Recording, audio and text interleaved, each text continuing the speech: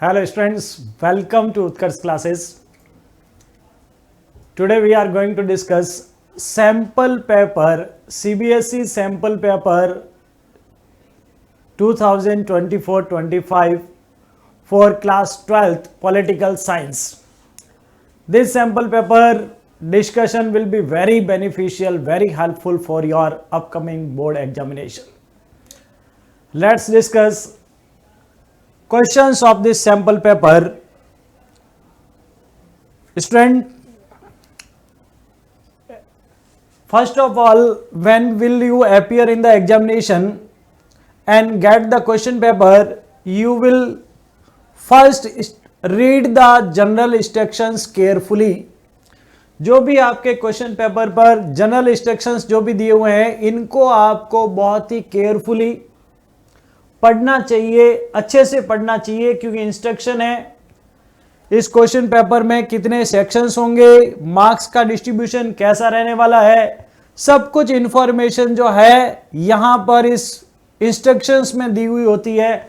तो जब भी बच्चों क्वेश्चन पेपर को सॉल्व करने से पहले 15 मिनट का आपको जो टाइम मिलता है, ठीक है ना, रीडिंग का, उसमें सबसे पहले जनरल इंस्ट्रक्शंस को, है ना, जनरल इंस्ट्रक्शंस को पढ़ना बहुत जरूरी है, so that you can't make any kind of mistakes. It is in your benefit, ये आपके बेनिफिट के लिए है.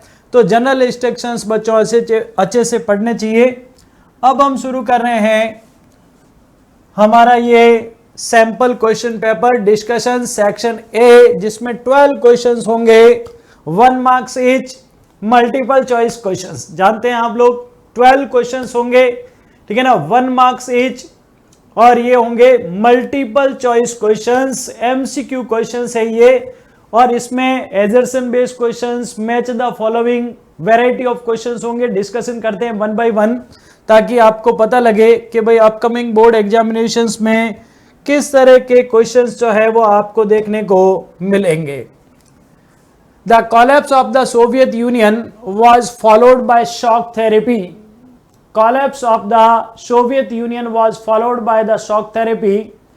Which of the following statement is not correct about the shock therapy? इनमें से कौन सा स्टेटमेंट, क्वेश्चन को हमेशा मैं बोलता हूं कि क्वेश्चन को अच्छे से रीड करें. Not correct about the shock therapy, क्या इनमें से करेक्ट नहीं है शॉक थेरेपी के बारे में?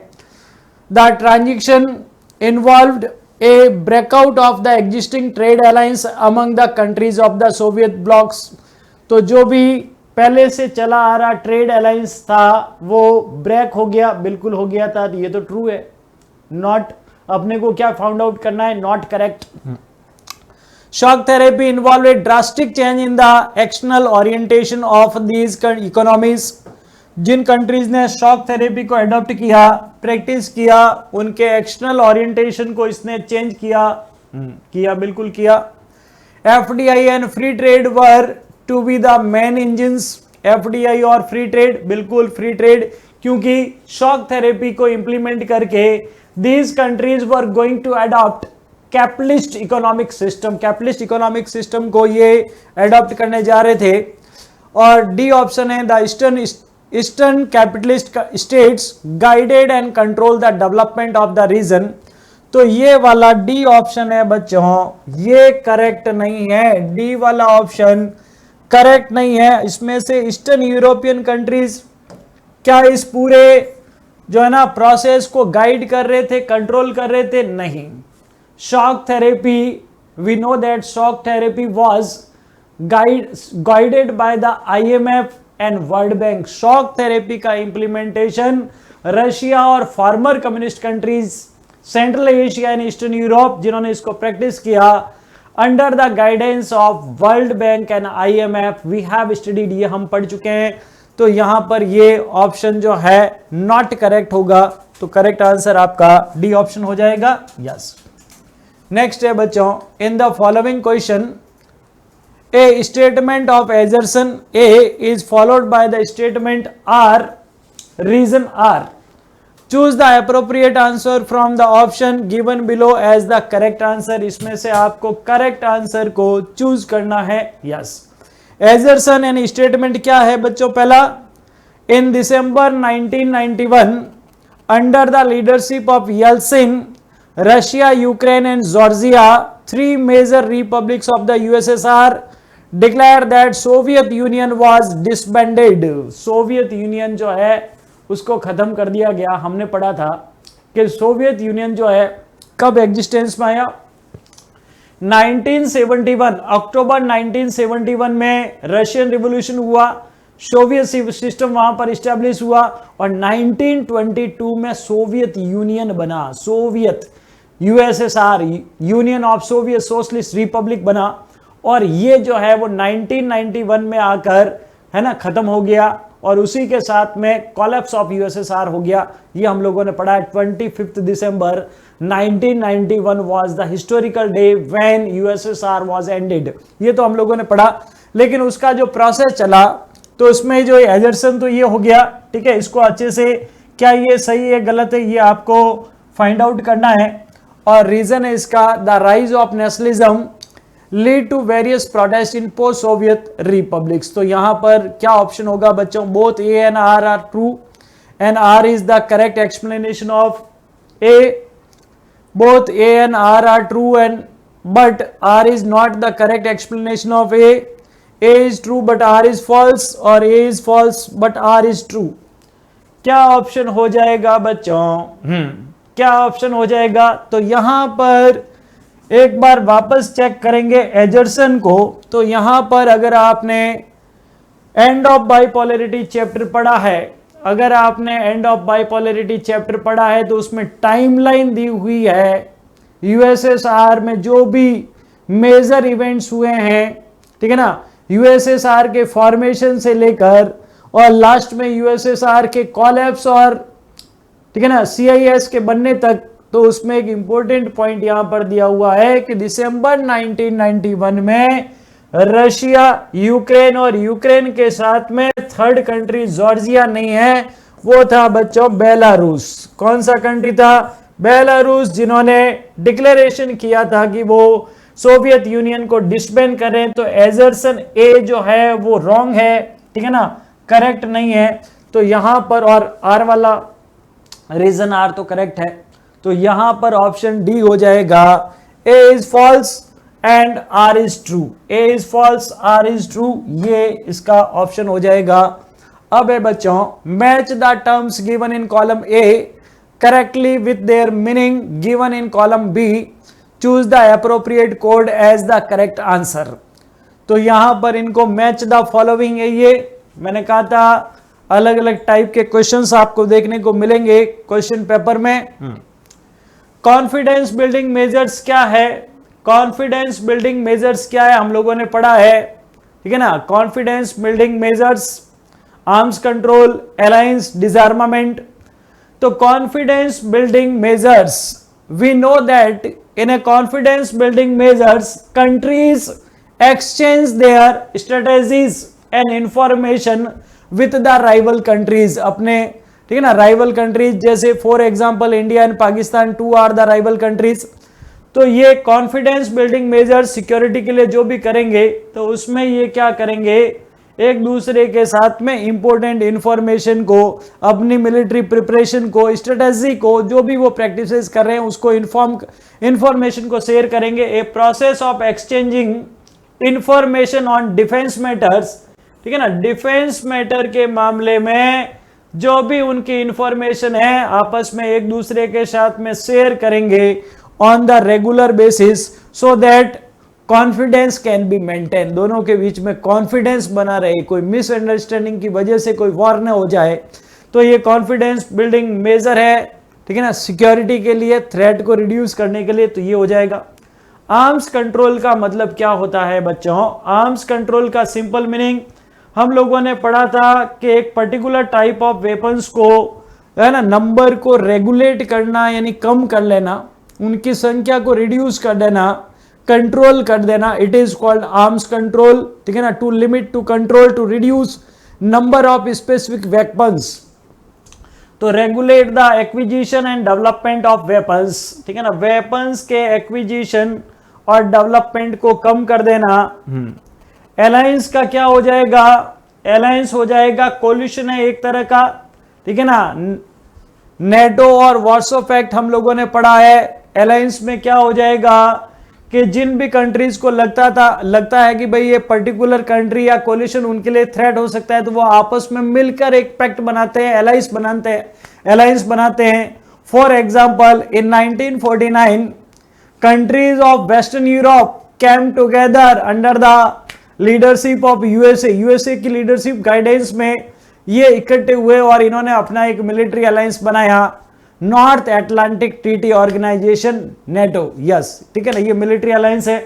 तो a coalition of nations is mean to deter और डिफेंड अगेंस्ट मिलिट्री अटैक। इनको डर था कि भाई यूएसएसआर इन पर अटैक कर सकता है, इनकी सिक्योरिटी को थ्रेट दे सकता है, तो इन्होंने ये मिलिट्री अलायंस जो है वो बनाया था 1949 में, नेटो।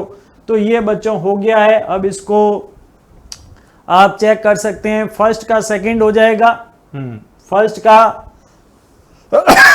सेकंड हो जाएगा, सेकंड का 4 हो जाएगा, थर्ड का थर्ड हो जाएगा, सेकंड का 4, हाँ सेकंड का जो है वो हो जाएगा 4, थर्ड का थर्ड और फोर्थ का 1। तो ये ऑप्शन जो है वो करेक्ट हो जाएगा। इस तरह से आपको क्वेश्चन का आंसर देना है। In the recent times, most of the armed conflict have taken place in। सबसे ज्यादा आर्म कॉन्फ्लिक्ट रिसेंट टाइम में कहां पर हो रहे हैं? ठीक है ना, आप में से बच्चे अभी रिसेंट जो भी दिल्ली न्यूज सुन के हो सकता है उनका आंसर मिडल ईस्ट एशिया हो, लेकिन बच्चों सबसे ज्यादा आर्म कॉन्फ्लिक्ट जो है वो अफ्रीका के सब सहारा रीजन में हो रहे हैं। अफ्रीका का सब सहारा रीजन जहां पर सूडान है, ये वाले कंट्रीज हैं, वहां पर सबसे ज्यादा तंजानिया है, ये वाले कंट्रीज वहां पर सबसे ज्यादा आर्म रिबेलियन कॉन्फ्लिक्ट हो रहे हैं। तो आंसर इसका सब सहारा अफ्रीका हो जाएगा, सहारा डेजर्ट वाला Africa region. Given below are 2 statements. Statement first, resource geopolitics pertains to the allocation of resources during the Cold War। Cold war के टाइम में हम लोग पढ़ चुके हैं कि जो सुपर पावर्स होते थे उनका एक इंटेंशन ये भी रहता था, ठीक है ना, हमने पढ़ा कि भाई ये मिडल ईस्ट इतना ज्यादा पॉलिटिकल पॉइंट ऑफ व्यू से इंटरनेशनल पॉलिटिक्स में क्यों अट्रैक्शन बना हुआ है, इंपॉर्टेंस इसकी क्यों है, because of the resource geopolitics, because of the availability of petroleum, right point? Yes। अब समझना, क्वेश्चन को समझना।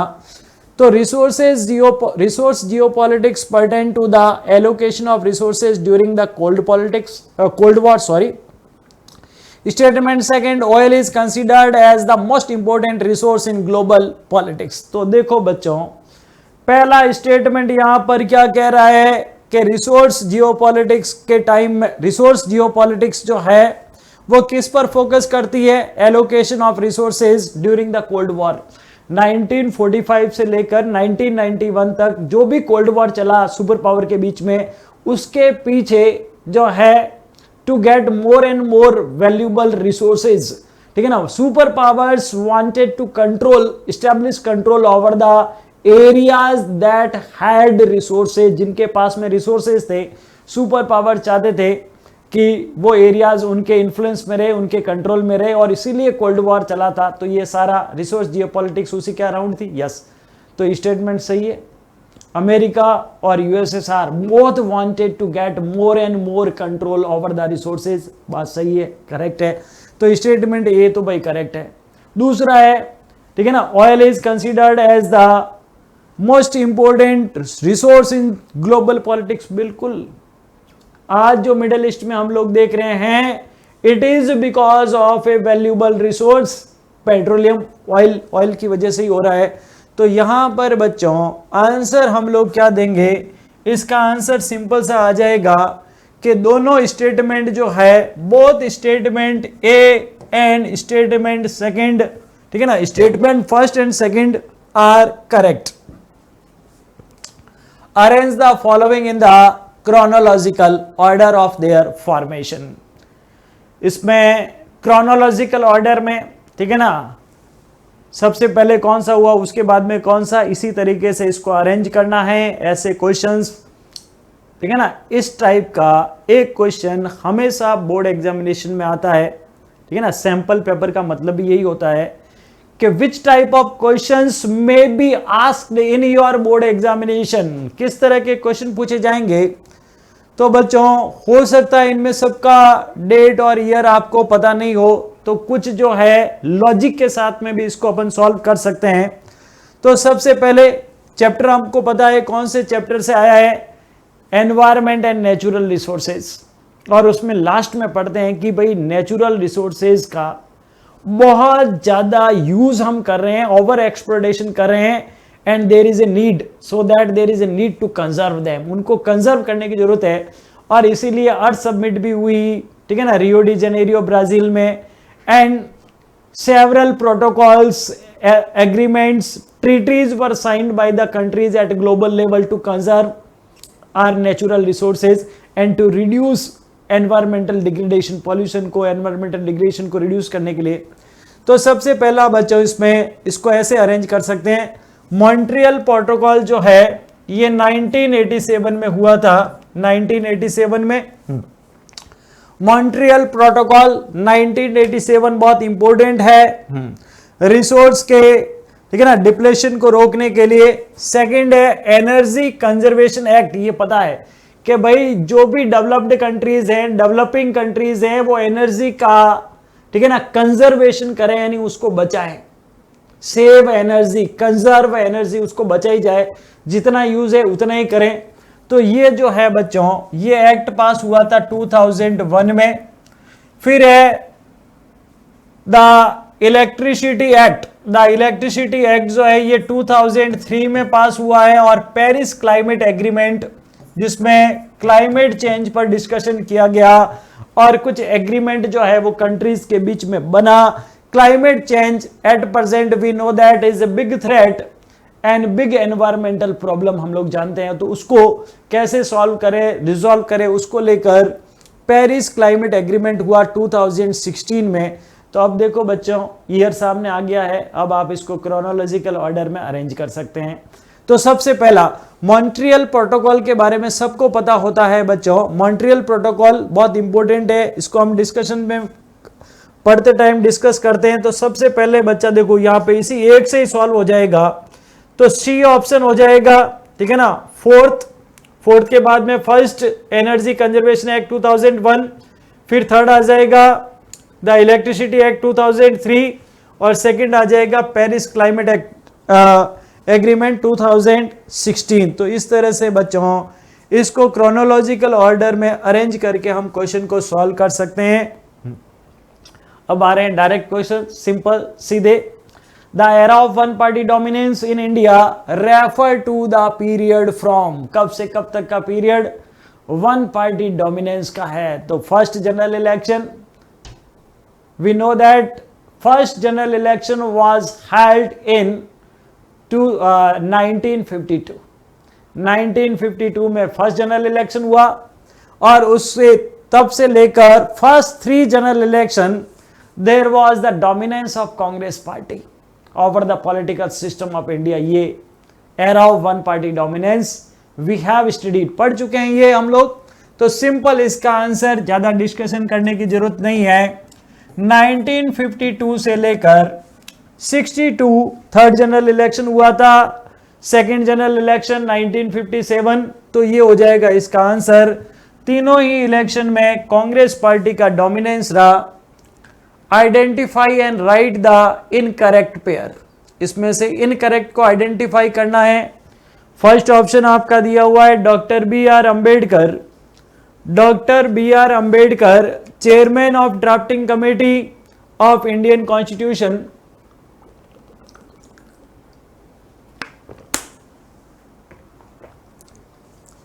करेक्ट है, ये बिल्कुल करेक्ट है। इसलिए मैं बच्चों को बोलता हूं कि जो आपकी एनसीईआरटी टेक्स्ट बुक है, ठीक ना, बॉक्सेस में जो इंफॉर्मेशन दी हुई है specially about the leaders, you must read, ठीक है ना, उनको जरूर पढ़ना है, ठीक है। उससे क्वेश्चन आते हैं, जनरली आते हैं बोर्ड एग्जामिनेशन में। तो whatever information given in your text book about the prominent leaders you must read, उसको पढ़ना है। Doctor B R Ambedkar chairman of drafting committee of Indian constitution, correct है ये। Maulana Abul Kalam Azad India's first education minister, correct है ये। Rajkumari Amrit Kaur India's first health minister, correct है ये। Acharya Narendra Dev founding president of communist Party of India. Era of one party dominance. We have studied about the political parties in India. तो communist party, Acharya Narendra Dev was the founder president of socialist party. Socialist party के leader थे आचार्य नरेंद्र देव, बाद में इन्होंने प्रजा socialist party भी बना ली थी। इनका कम्युनिस्ट पार्टी से कोई लेना देना नहीं था, तो ये डी ऑप्शन यहां पर करेक्ट हो जाएगा, ठीक है ना, ये पेयर मैच नहीं है। Which conference mark the zenith of India's engagement with newly independent Asian and African nations? Malaysian conference, Singapore conference, Bandung conference, Egyptian conference. तो हम सब लोग अच्छे से बच्चों पढ़ चुके हैं इंडियाज फॉरेन पॉलिसी वाले चैप्टर में। Bandung conference 1955, Bandung Conference 1955 was very important for the unity among the countries of Asia and Africa continent, newly independent countries of Asia and Africa continent, and this conference prepared base for the beginning of non-aligned movement। non-alignment का root यही है, ठीक है ना। non-alignment ये Bandung conference जो कि Indonesia के सिटी बांडुंग में 1955 में इंडोनेशिया के उस समय के contemporary prime minister of Indonesia Sukarno, उनकी लीडरशिप में हुआ था। Pandit Jawaharlal Nehru also played important role, ठीक है ना, यहां उनका भी इंपॉर्टेंट रोल था। और इजिप्ट के जो लीडर थे अब्दुल नासिर, उनका भी इंपॉर्टेंट रोल था। These three leaders play important role to bring unity among the countries of Asia and Africa, newly independent countries, and for the establishment of non-aligned movement, ठीक है। Bandung conference बहुत important है। वो नहीं चाहते थे कि भाई न्यूली इंडिपेंडेंट कंट्रीज जो है वो इन्वॉल्व हो कोल्ड वॉर कन्फ्रंटेशन में। Which of the following issue lead to the attack on Egypt in 1956 by Britain?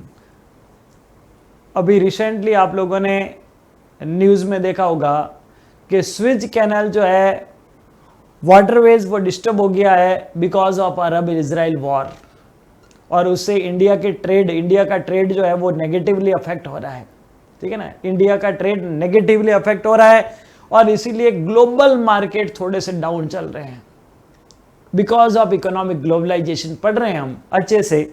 मैंने आपको कहा था पॉलिटिकल साइंस में जो भी करंट पॉलिटिकल हैपनिंग्स है, नेशनल इंटरनेशनल, उन पर जो है वो नजर रखनी है, उन पर जरूर ध्यान देना है।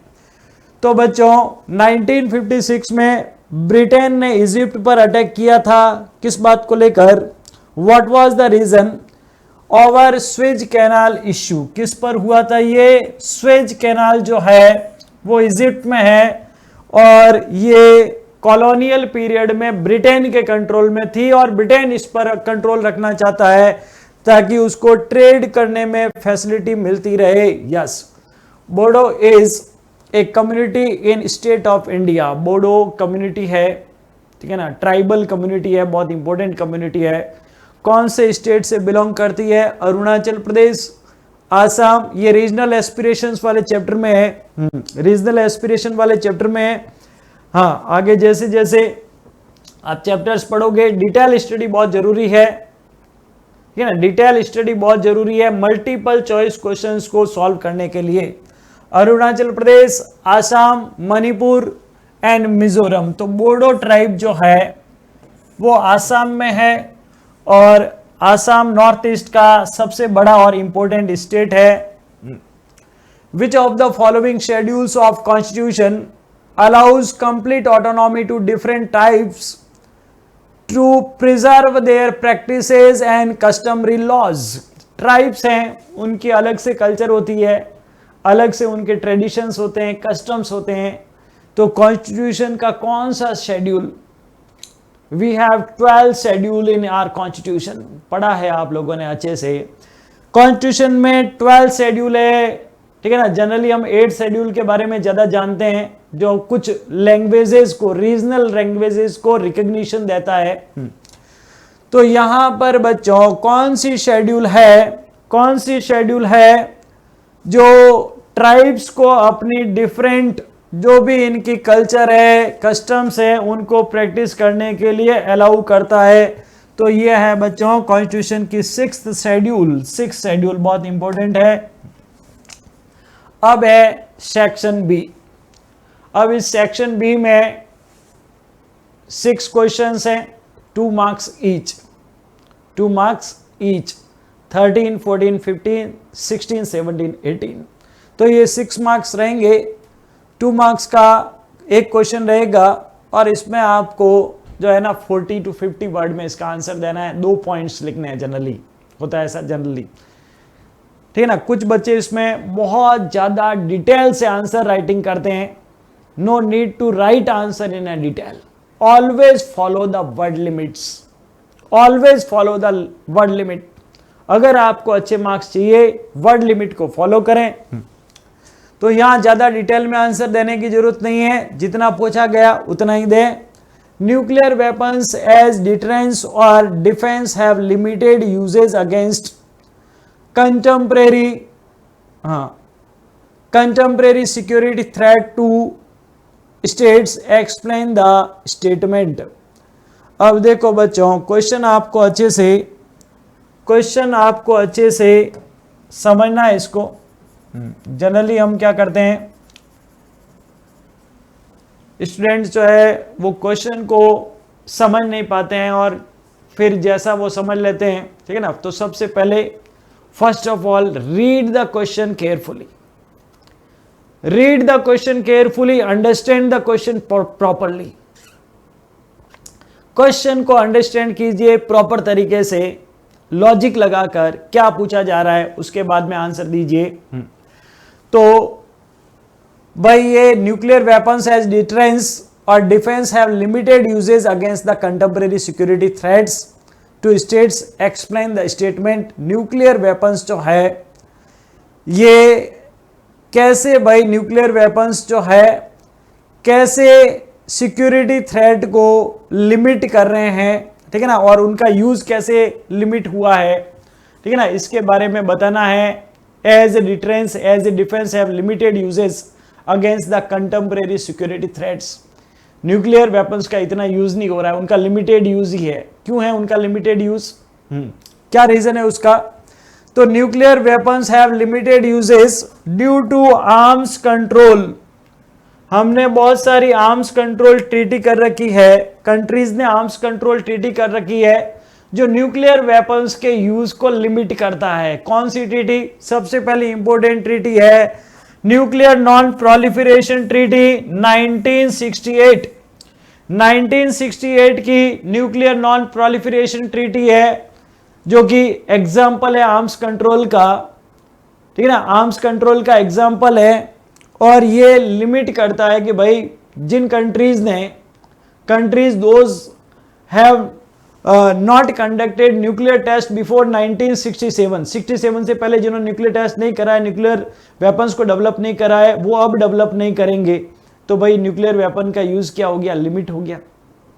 न्यूक्लियर वेपन का यूज जो है वो लिमिट हो गया. दूसरा है बच्चों यहां पर ट्रेडिशनल सिक्योरिटी में there is recognition that cooperation in limited violence is possible and this limit relate both to the ends and the means of war. Contemporary threats to security require cooperation rather than military confrontation.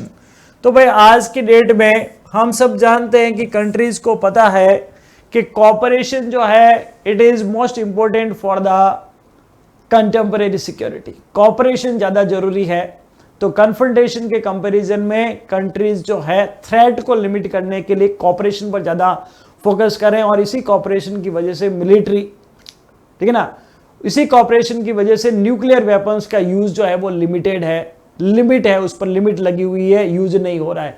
और यही example है इसका, simple सा example, आप लोग जानते भी हैं इसके बारे में, सिंपल सा एग्जांपल है, हम सब जानते हैं इसके बारे में कि so many countries of the world, approximately 8 or 10 countries have nuclear weapon in contemporary world। 8 से 10 कंट्री के पास में न्यूक्लियर वेपन है, लेकिन अभी केवल एक एग्जांपल मिलता है, only one example of using nuclear weapons. Countries खुद भी और उनके लीडर्स भी अवेयर है, they aware about the destructions of the nuclear weapons, उसके बारे में जानते हैं, और इसलिए न्यूक्लियर वेपन्स का यूज जो है वो लिमिटेड है, एक तरह से डिटरेंस ही है ये, ठीक। So with the help of two examples that involvement of USA in South Asia has increased after the end of Cold War। तो सबको पता है भाई कोल्ड वॉर कब खत्म हुआ? After the disintegration of 1991, and after that we know that USA emerged as the solo super power, अकेला super power बना, और उसके बाद से लेकर यूएसए का इन्वॉल्वमेंट, यूएसए का इन्फ्लुएंस जो है वो साउथ एशिया में इंडिया, पाकिस्तान, नेपाल, भूटान, बांग्लादेश, श्रीलंका, यहां पर उसका इन्वॉल्वमेंट जो है स्पेशली इंडिया के टर्म्स में जो है वो इंक्रीज हुआ है। दो एग्जांपल से हम लोग बताएंगे। तो दो एग्जांपल बच्चों, सबसे पहला एग्जांपल है कि कोल्ड वॉर के साथ में, ठीक है ना, कोल्ड वॉर जैसे ही एंड हो गया, दुनिया में केवल एक ही सुपर पावर रहा, तो इंडिया आल्सो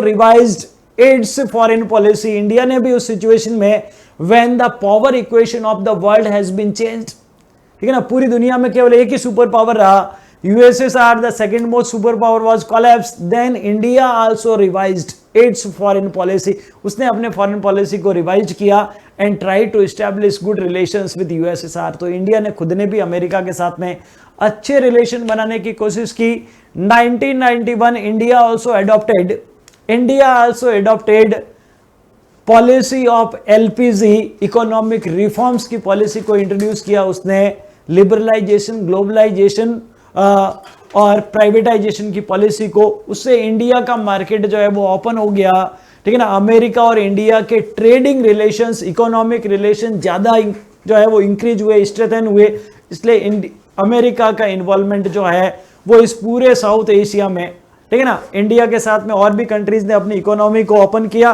तो उसका इन्वॉल्वमेंट जो है वो बड़ा इकोनॉमिक रिफॉर्म से और लिबरल इकोनॉमिक पॉलिसी से। एक पॉइंट आप ये लिख सकते हैं। दूसरा पॉइंट है कि भाई इंडिया के बहुत बड़ी संख्या में टेक्नोक्रेट्स जो है साउथ एशियन डायस्पोरा का मतलब यहां पर क्या है बच्चा?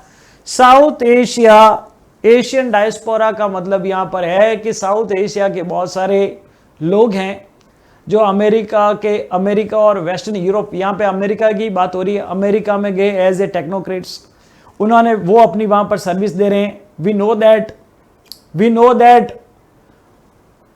8 out of 10,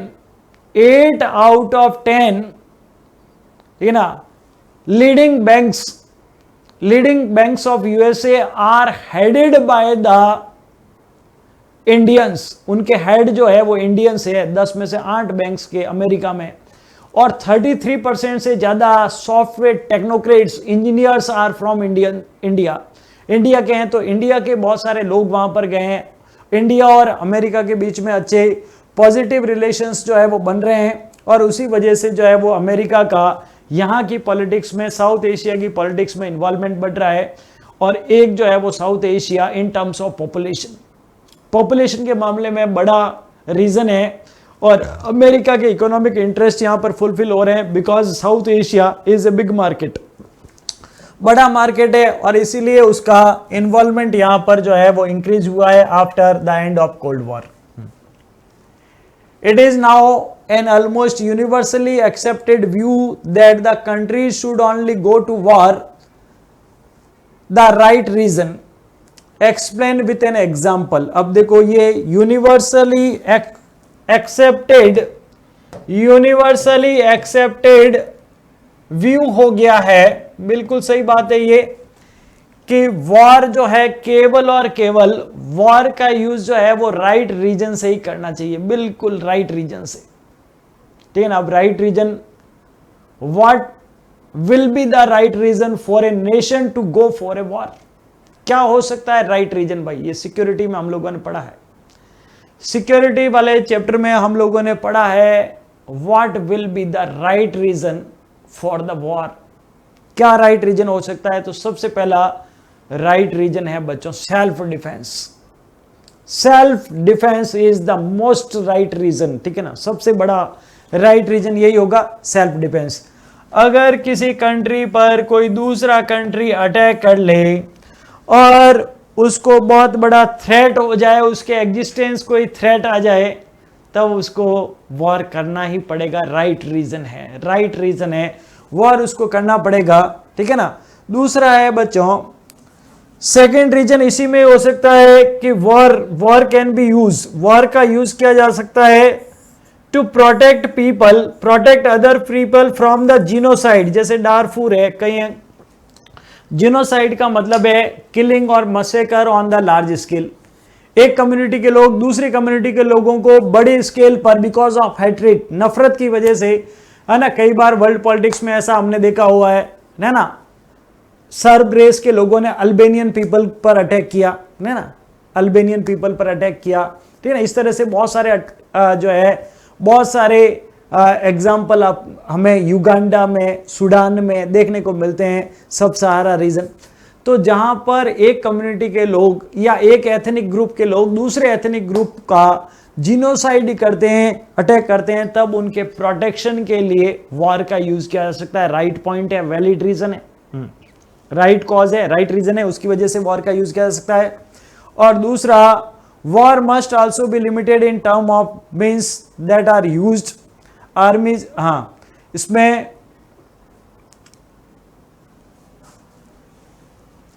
ठीक है ना, वॉर का यूज जो है एक तो सेल्फ डिफेंस के लिए, दूसरा मैं एक और सुटेबल पॉइंट दे रहा हूं कि भाई वॉर का use, war can be use as a last alternative, as a last alternative, ठीक है ना। वॉर का यूज हो सकता है, ठीक है ना। Force must in case be used only after all the alternatives have failed. जब दूसरे सारे रास्ते बंद हो जाएं, कोई रास्ता नहीं बचे, कोई मेथड, कोई सॉल्यूशन नहीं रहे, तब जो है as a last option war can be used.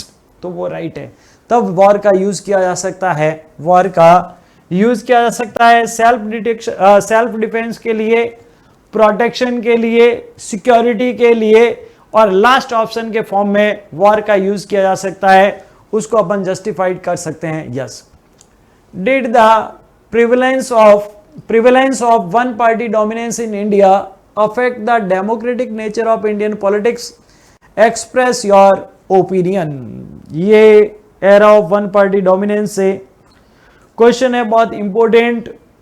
And we have studied that there was one party dominance in India from 1952 to 1967 तक। 1967 तक first 3 general election there was the dominance of Congress party, and how can it affect the democratic nature of Indian politics? इसने Indian democracy के nature को कैसे affect किया है?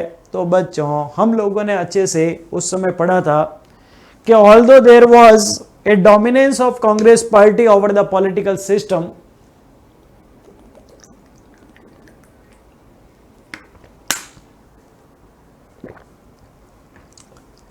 Congress party का dominance था। हाँ, यहां पर ये जो पॉइंट्स मेंशन है ना, सेम ऐसा लिखने की जरूरत नहीं है, थोड़ा बहुत वेरिएशन आ सकता है।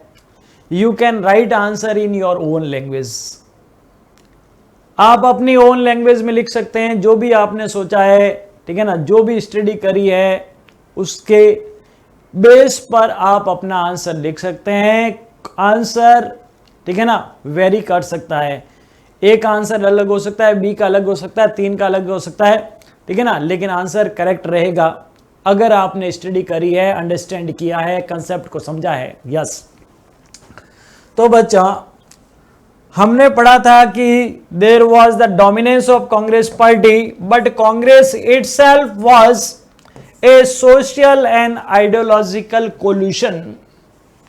हमने ये पढ़ा कि कांग्रेस पार्टी का डोमिनेंस जरूर था, लेकिन कांग्रेस पार्टी अपने आप में एक रेम्बो लाइक स्ट्रक्चर था जिसमें अलग अलग सोशल ग्रुप्स जो है वो एग्जिस्ट करते थे और अपनी वॉइस को रेज करते थे, तो डेमोक्रेसी उसमें बनी हुई थी। ये वन पार्टी डोमिनेंस ने हमारे डेमोक्रेटिक नेचर को, कंट्री के डेमोक्रेटिक नेचर को नेगेटिव तरीके से इंपैक्ट नहीं किया, पॉजिटिव तरीके से इंपैक्ट किया। बिकॉज इन कांग्रेस पार्टी, ठीक है ना, सो मेनी वॉइसेस वर हर्ड, ठीक है ना, अलग अलग तरह की वॉइसेस, अलग अलग आइडियोलॉजी के लोग उसमें थे, तो सबको एकोमोडेट किया गया था, सबकी बात को सुना गया था, सबको रेस्पॉन्स दिया गया था, सबकी डाइवर्सिटी को रेस्पेक्ट दिया गया था। तो डेमोक्रेसी यही है, अगर सबकी बात सुनी जा रही है, सबको जो है सबकी नीड को फुलफिल किया जा रहा है, सबको एकोमोडेट किया जा रहा है, इट इज डेमोक्रेसी, यही डेमोक्रेसी है। तो हमने पढ़ा कि कांग्रेस पार्टी में जो है वो अलग अलग सोशल ग्रुप, ठीक है ना, फार्मर्स भी है, पीजेंट्स भी है, लैंडलॉर्ड्स भी है, इंडस्ट्रियलिस्ट भी है, लेबर्स भी है, वर्कर्स भी है, मिडिल क्लास भी है, अपर क्लास भी है, लोअर क्लास भी है। All sections of the society were exist in Congress party that time. Congress itself was a democratic political party. And second, Congress also was a combination या coalition of different ideology, ठीक है ना, अलग अलग आइडियोलॉजी, एक्सट्रीमिस्ट भी है, ठीक है ना, मॉडरेट भी है, लिबरल भी है, कम्युनिस्ट भी है, सोशलिस्ट भी है, ठीक है ना, फंडामेंटलिस्ट भी है, कंजर्वेटिव्स भी है, सब तरह की अलग अलग आइडियोलॉजी के लोग जो है वो कांग्रेस पार्टी में थे। तो कांग्रेस पार्टी जो है, ठीक है ना, सबको डिफरेंस ऑटोमेटिकली उसमें रिजॉल्व हो जाते थे, किसी तरह का कोई जो है वो डिस्प्यूट और कॉन्फ्लिक्ट की सिचुएशन उसमें नहीं थी। तो कांग्रेस पार्टी ने डेमोक्रेसी को स्ट्रेंथन किया, कांग्रेस के डोमिनेंस ने इंडियन पॉलिटिक्स में डेमोक्रेसी को स्ट्रेंथन किया है। यस, यानी कांग्रेस का डोमिनेंस जो है वो कम्युनिस्ट पार्टी के डोमिनेंस इन चाइना की तरह नहीं है। People belongs to the communist ideology can survive, केवल कम्युनिस्ट आइडियोलॉजी के लोगों की सुनी जा रही है, एक ही ग्रुप के लोगों की डोमिनेंस है, दूसरों को वो बिल्कुल एक्सेप्ट नहीं कर रहे हैं। यहां तो सबको एक्सेप्ट किया जा रहा है, सबको रेस्पेक्ट दिया जा रहा है, सबको एक्सेप्ट किया जा रहा है, टॉलरेट किया जा रहा है। इट इज ट्रू डेमोक्रेसी, यही ट्रू डेमोक्रेसी है। तो कांग्रेस के डोमिनेंस ने इंडिया के डेमोक्रेटिक नेचर को पॉजिटिव तरीके से अफेक्ट किया है, स्ट्रेंथन किया है एक तरह से।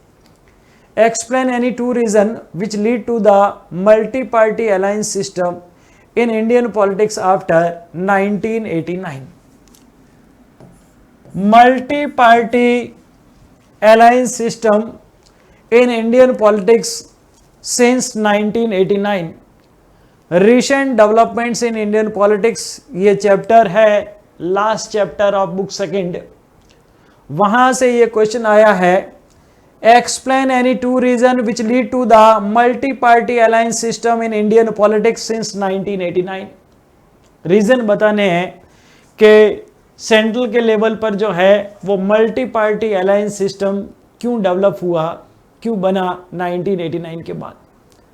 Student, we have studied that 9th general election 1989 was the landmark in Indian electoral politics, ये हमने पढ़ा था 1989 का। डेस्क ये लिखा हुआ है रिटन में, इससे है ना, ये तो आप पढ़ लेना, कोई दिक्कत नहीं है। हम पॉइंट्स को समझते हैं कि क्या है भाई पॉइंट्स। तो सबसे पहले स्टेप बाय स्टेप इसको चलते हैं कि 1967 में 4th जनरल इलेक्शन जो हुआ था, 4th जनरल इलेक्शन जो हुआ था, और 4th जनरल इलेक्शन में नॉन कांग्रेस पॉलिटिकल पार्टी जो है वो आपस में जो है इन्होंने एक कोलिशन बनाया था और एक थ्योरी दी थी राम मनोहर लोहिया ने, non Congressism. Non Congressism, all the non Congress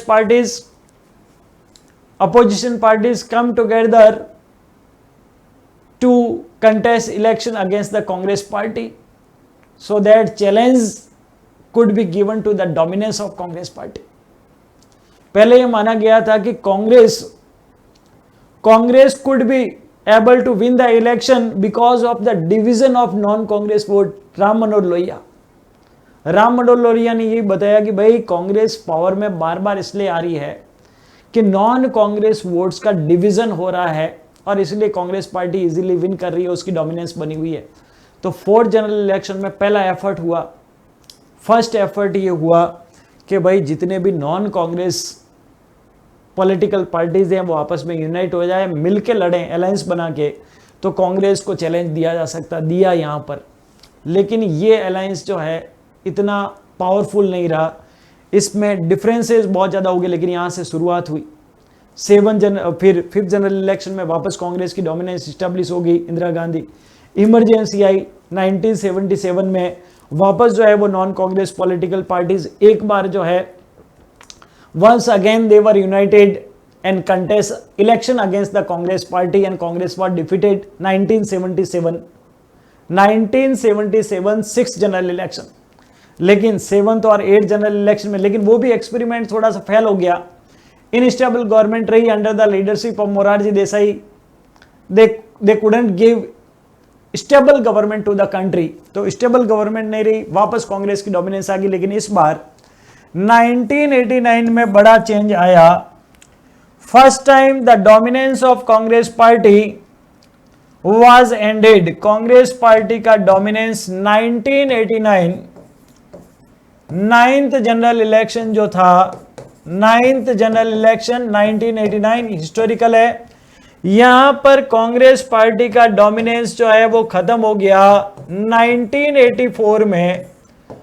1984 के एट्थ जनरल इलेक्शन में कांग्रेस पार्टी के पास में total number of seats were 415 in Lok Sabha, but in 1989 the Congress could get only 197 seats and it is considered as a end of Congress system. Congress का dominance यहां पर खत्म हुआ, but none of the single political party could get the clear majority, किसी एक को नहीं मिली। तो यहां पर बच्चों पॉलिटिक्स ऑफ अलायंस, कोलिशन का एरा शुरू हो गया, पॉलिटिक्स और अलायंस शुरू हो गई। 2, 3, 4 पॉलिटिकल पार्टी जो है वो मिलकर अलायंस फॉर्म किया और फिर जो है वो गवर्नमेंट फॉर्म हुई। तो 1989 में नेशनल फ्रंट की गवर्नमेंट बनी, आप इसको डिटेल से पढ़ सकते हैं। नेशनल फ्रंट की गवर्नमेंट बनी under the leadership of V P Singh, और इसमें 3 अलग अलग पॉलिटिकल पार्टीज थी। जनता दल के साथ में कम्युनिस्ट पार्टीज और बीजेपी, कम्युनिस्ट पार्टी और बीजेपी, ये तीनों मिले और नेशनल फ्रंट की गवर्नमेंट, ठीक है ना, came to the power under the leadership of V P Singh, ये बनी। और वहां से लेकर 1989 के बाद में जितने भी इलेक्शंस हुए उन सब में जो है वो अलायंस की गवर्नमेंट बनी। और इसीलिए ऐसा बोला जाता है कि 1989 के बाद में इंडियन पॉलिटिक्स में मेजर डेवलपमेंट, जो बड़ा डेवलपमेंट देखने को मिला, वो है beginning of alliance politics at the centre के लेवल पर। 1989 में अलायंस की गवर्नमेंट बनी, 91 में अलायंस की गवर्नमेंट बनी, हालांकि कांग्रेस की गवर्नमेंट थी लेकिन मेजोरिटी नहीं थी clear.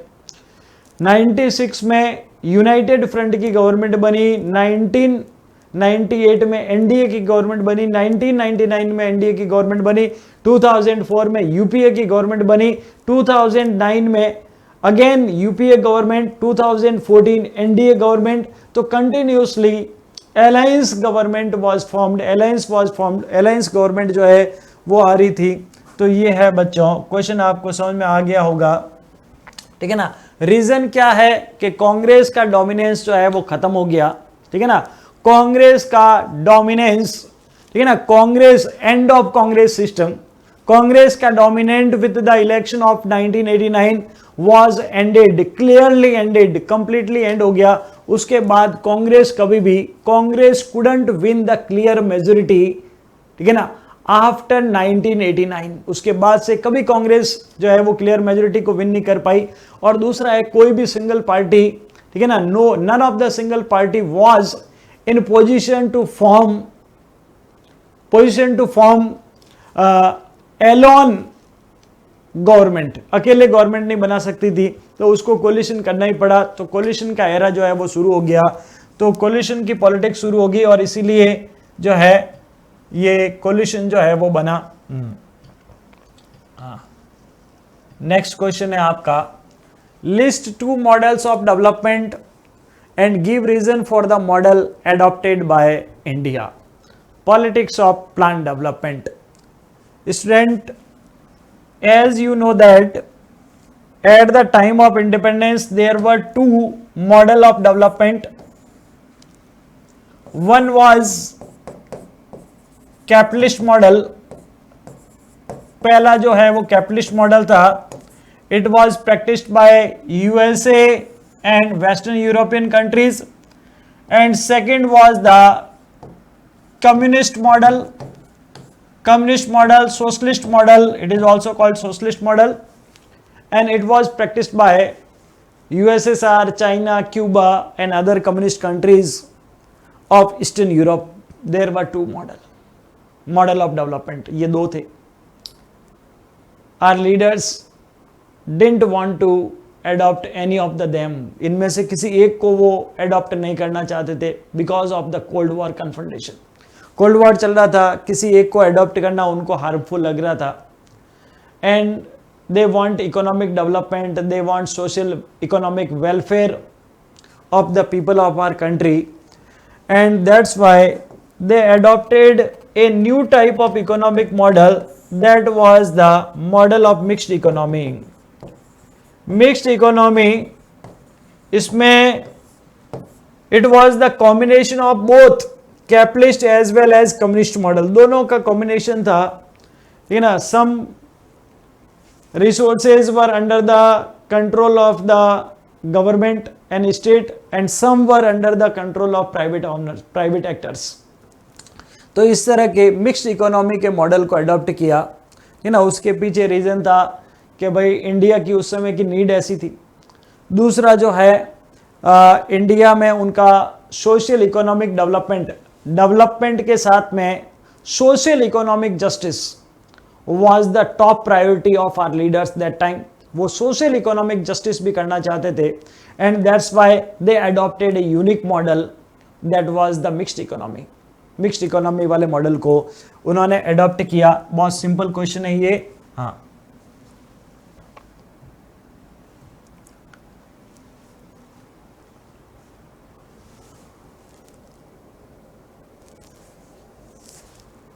Section C 20 marks 5 questions of 4 marks, 5 questions है 4 मार्क्स के। 80 वर्ड में इसका आंसर लिखना है, ठीक है ना। 80 वर्ड्स, और जनरली इन्हें 4 पॉइंट्स 4 पॉइंट इसमें दिए जाते हैं, ठीक ना। क्वेश्चन से आपको लग रहा है कि कितने पॉइंट्स देने हैं यहाँ पर। तो list 4 directive principles of state policy that aim to promote international peace and security, India's external relation. Article 51 of Indian Constitution, directive principles का आर्टिकल 51 जो है directive principles, from article 36 to 51, and 51 article especially mention some directive principles regarding the foreign policy of India, कि India की foreign policy के principles क्या होंगे, guideline वहां पर दी हुई है। तो यहां पर बच्चों आर्टिकल 51 बहुत इंपॉर्टेंट है।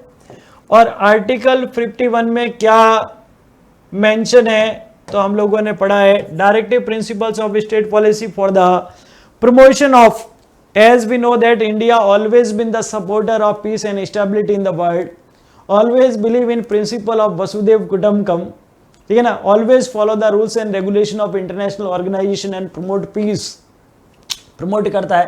और उसके लिए इंडिया क्या क्या करेगा, ठीक है ना। उसके लिए इंडिया क्या क्या करेगा, ये हमारे आर्टिकल 51 में डायरेक्टिव प्रिंसिपल में क्लियरली मेंशन है। तो यहां पर बच्चों पहला है promote international peace and security, India will promote, India's foreign policy will promote peace and stability, उसको पीस और सिक्योरिटी को प्रमोट करेगा, पहला। दूसरा है maintain just and honourable relations between the nations. Third है foster respect for international laws, international law को respect करेगा, ट्रीटी ऑब्लिगेशंस को रेस्पेक्ट करेगा, और encourage settlement of international disputes by arbitration. इसका मतलब है कि इंटरनेशनल डिस्प्यूट्स को सॉल्व करने के लिए प्रमोट करेगा, एनकरेज करेगा निगोशिएशन को, टॉक को, डायलॉग को। तो ये 4 प्रिंसिपल है, आपकी बुक में दिए हुए हैं, बॉक्स बना हुआ है, इसको पढ़ना है और ये इंपॉर्टेंट क्वेश्चन है। Describe the events that lead to the merger of Sikkim in Sikkim with India. Sikkim का इंडिया के साथ में मर्जर कैसे हुआ उसको डिस्क्राइब करना है। Sikkim was a separate nation before its merger with India. 1975 में इसका मर्जर हुआ, उससे पहले ये भी नेपाल और भूटान की तरह एक सेपरेट इंडिपेंडेंट नेशन था। हालांकि इंडिया का प्रोटेक्शन इसको था, प्रोटेक्टोरेट का स्टेटस इसको मिला हुआ था, लेकिन फिर भी ये इंडिपेंडेंट नेशन था। अब यहाँ पर ज़्यादा डिटेल में हम लोग डिस्कशन नहीं करेंगे, केवल इतना सा पढ़ लेते हैं बच्चा कि इंडिया का जो है protectorate of India, independent state था ये, कंट्री था ये, और है ना, इंडिया इसकी फॉरेन और सिक्योरिटी पॉलिसी को मैनेज कर रहा था, इसकी फॉरेन और सिक्योरिटी पॉलिसी को मैनेज कर रहा था। लेकिन यहां पर प्रॉब्लम ये थी कि इसकी जो लोकेशन है, strategic location, it's a very important for security point of view, ठीक है ना। इंटरनेशनल बॉर्डर पर इसकी लोकेशन, एक तरफ ये नेपाल के साथ में बॉर्डर शेयर कर रहा है, चाइना के साथ में कर रहा है, तो इंडिया के लिए इसकी स्ट्रेटेजिक इंपॉर्टेंस बहुत ज़्यादा थी। और वहाँ पर इंटरनल पॉलिटिक्स भी इसी तरह की थी।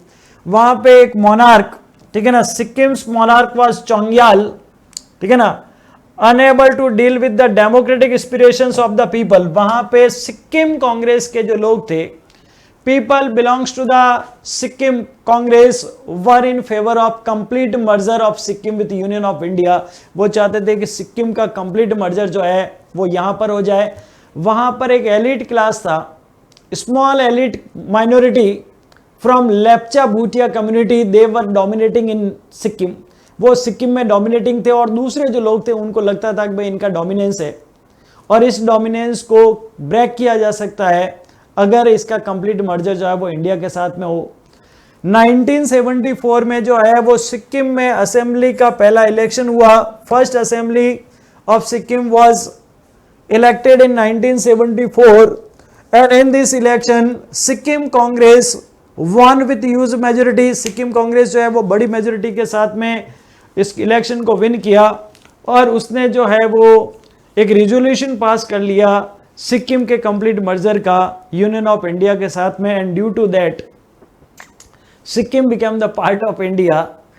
Sikkim became the part of India in 1975 and became the 22nd state of Indian union. 22nd state बन गया और इंडिया के लिए स्ट्रेटेजिक पॉइंट ऑफ व्यू से, इंटरनेशनल पॉलिटिक्स के पॉइंट ऑफ व्यू से जो है वो ये बेनिफिशियल था, हेल्पफुल था। यस,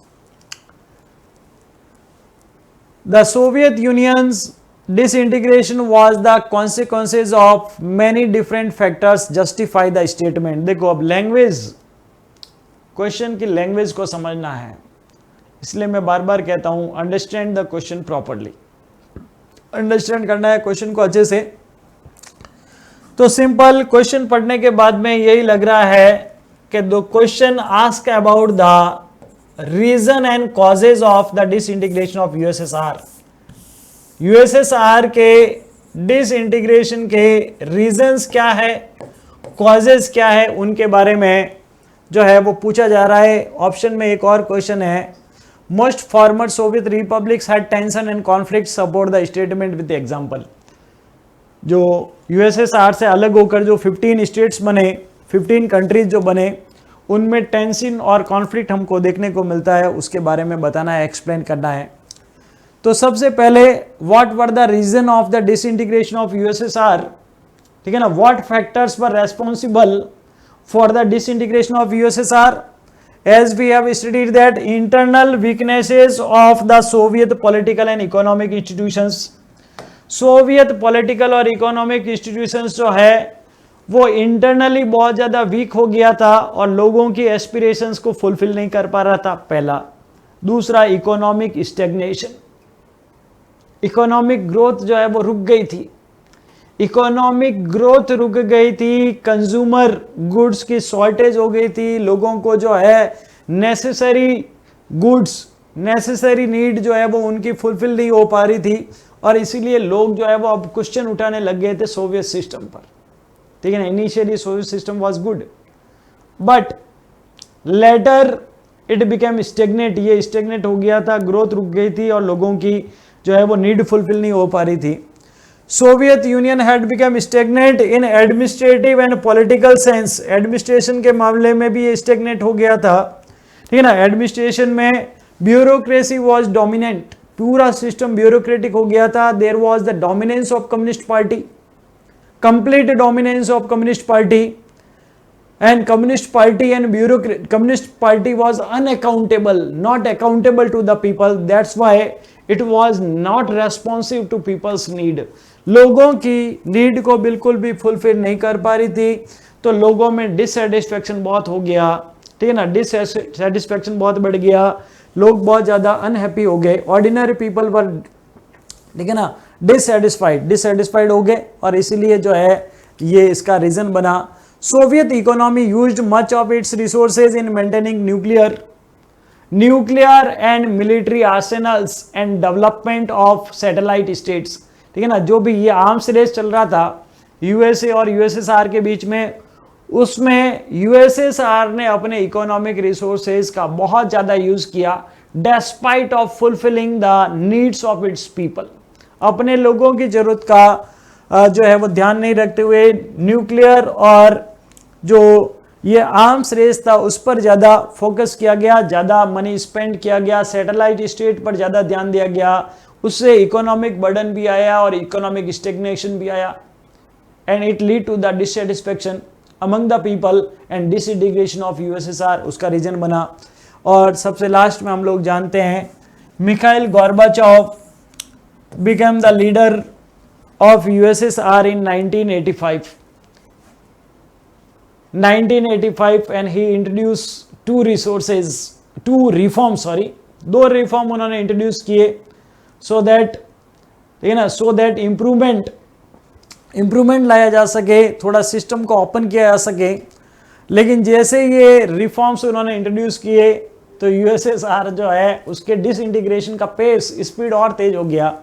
और दूसरा है कि भाई यूएसएसआर में जो 15 रिपब्लिक्स थे उनमें सेपरेशन का फीलिंग, नेशनलिज्म का फीलिंग जो है वो ज्यादा डेवलप हो गया था, rise of nationalism and desire for sovereignty, each Republic want sovereignty, want separation from USSR, के अलग होना चाहता था, ऐसी फीलिंग उनमें डेवलप हो गई, ठीक है ना। बाल्टिक रीजन में मीन्स लिथुआनिया, लाटविया, एस्टोनिया में, उसके अलावा जो है ईस्टर्न यूरोप के रिपब्लिक जो है, ठीक है ना, यूक्रेन है, जॉर्जिया है, बेलारूस है, इनमें हो गया, और इसी वजह से जो है यूएसएसआर का डिसइंटीग्रेशन हो गया। सेकंड क्वेश्चन जो ऑप्शन में इसका था कि भाई जो फॉर्मर यूएसएसआर के जो रिपब्लिक्स हैं उनमें टेंशन जो है वो ज़्यादा दिख रहा है 1991 के बाद में, बिल्कुल दिख रहा है टेंशन। तो टेंशन कहाँ दिख रहा है, क्वेश्चन को एक बार वापस देख लेते हैं ताकि आपको पता रहे कि क्या क्वेश्चन हम लोग वापस डिस्कस करने जा रहे हैं। तो सेकंड में ऑप्शन में क्वेश्चन था most former Soviet republics, formers means पुराने वाले, सोवियत रिपब्लिक्स 1991 के बाद में नए नेशन बन गए, न्यू कंट्रीज बन गए, ठीक है ना। कौन कौन से कंट्रीज हैं तो हम सारे लोग जानते हैं 15 countries, Belarus, Georgia, Azerbaijan, Armenia, Turkmenistan, Tajikistan, Kyrgyzstan, Kazakhstan, Latvia, Lithuania, Estonia, Moldova, ये सारे कंट्रीज हैं जिनकी बात हो रही है। तो most former Soviet Republic had tensions and conflict, इनमें हमें टेंशन और कॉन्फ्लिक्ट देखने को मिल रहा है, टेंशन और कॉन्फ्लिक्ट देखने को मिल रहा है। Support your statement with examples, तो साथ में ये बताना बिल्कुल दिख रहा है टेंशन हमको, एग्जाम्पल के साथ में जो है बताएंगे। चेचनिया और दागिस्तान, चेचनिया और दागिस्तान ये रिपब्लिक है सोवियत रशिया के, ठीक है ना। सोवियत रशिया यूएसएसआर से अलग होकर, ठीक है ना, अलग होकर वो उसका सक्सेसर बन गया।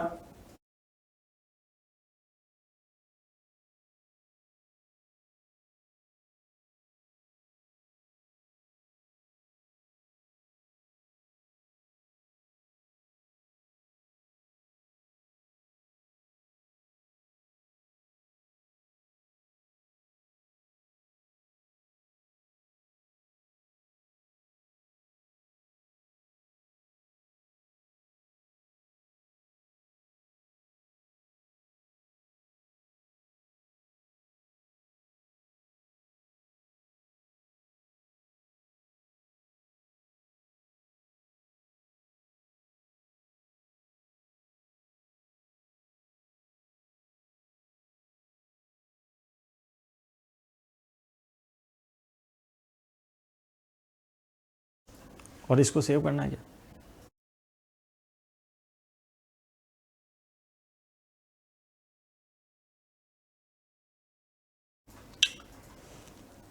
Chechnya and Dagestan, these are the two republics of Russia, ये रशिया के रिपब्लिक्स हैं। यहां पर सेक्शनिस्ट मूवमेंट मतलब सेपरेशन का मूवमेंट जो है वो चल रहा है, और उस सेपरेशन के मूवमेंट को रोकने के लिए, सेपरेशन के मूवमेंट को रोकने के लिए रशिया जो है वो मिसाइल्स अटैक कर रहा है, मिसाइल्स अटैक कर रहा है। And due to that large number of people, especially civilian innocent people, were killed in bombardment and missile attacks in Chechnya and Dagestan. तो वायलेंस यहां देखने को मिल रहा है, टेंशन कॉन्फ्लिक्ट यहां देखने को मिल रही है रशिया में। दूसरा है बच्चों सेंट्रल एशिया की हम लोग बात करें तो सेंट्रल एशिया में बहुत सारे जो है वो फॉर्मर रिपब्लिक है यूएसएसआर के, जो नए कंट्री बन चुके हैं। उसमें तजाकिस्तान में जो है वो सिविल वॉर चला 10 साल के लिए, witness civil war for 10 years till 2001, 91 से लेकर 2001 तक 10 साल सिविल वॉर चला। अजरबैजान का एक प्रोविंस है नेगोर्नो काराबाख, वहां पर भी टेंशन और कॉन्फ्लिक्ट जो है वो देखने को मिल रहा है। जॉर्जिया में भी जो है वो कॉन्फ्लिक्ट देखने को मिल रहा है। Georgia, the demand for independence came from 2 provinces result in a civil war. Georgia में 2 उसके अलग अलग रीजन है, प्रोविंसेस हैं जो इंडिपेंडेंस की डिमांड कर रहे हैं, और इसी वजह से वहां पर सिविल वॉर देखने को मिल रहा है। यूक्रेन में, किर्गिस्तान में, जॉर्जिया में अलग अलग जगह पर टेंशन और कॉन्फ्लिक्ट जो है वो देखने को मिल रहा है। तो स्टेटमेंट बिल्कुल सही है। और इसी तरीके से कुछ कंट्रीज में जो है वो रिवर वाटर शेयरिंग को लेकर जो है वो टेंशन और कॉन्फ्लिक्ट देखने को मिल रहा है। Yes, analyse any 2 political consequences of globalisation और analyse any 2 reason for resistance of globalisation in India.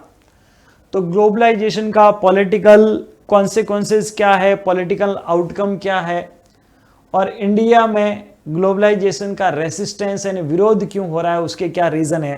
तो 2 क्वेश्चन है, सिंपल है।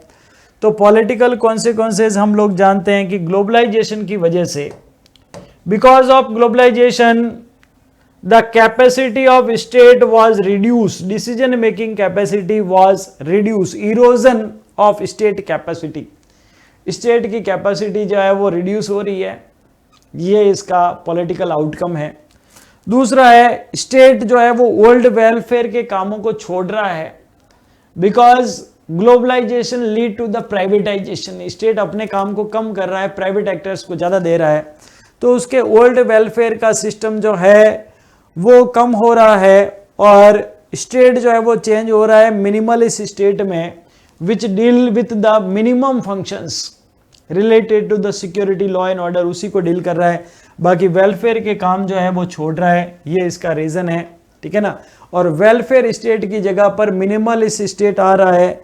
एमएनसीज का रोल, मल्टीनेशनल कंपनीज का रोल ग्लोबलाइजेशन के बाद में पॉलिटिक्स में डिसीजन मेकिंग में इंक्रीज हो रहा है।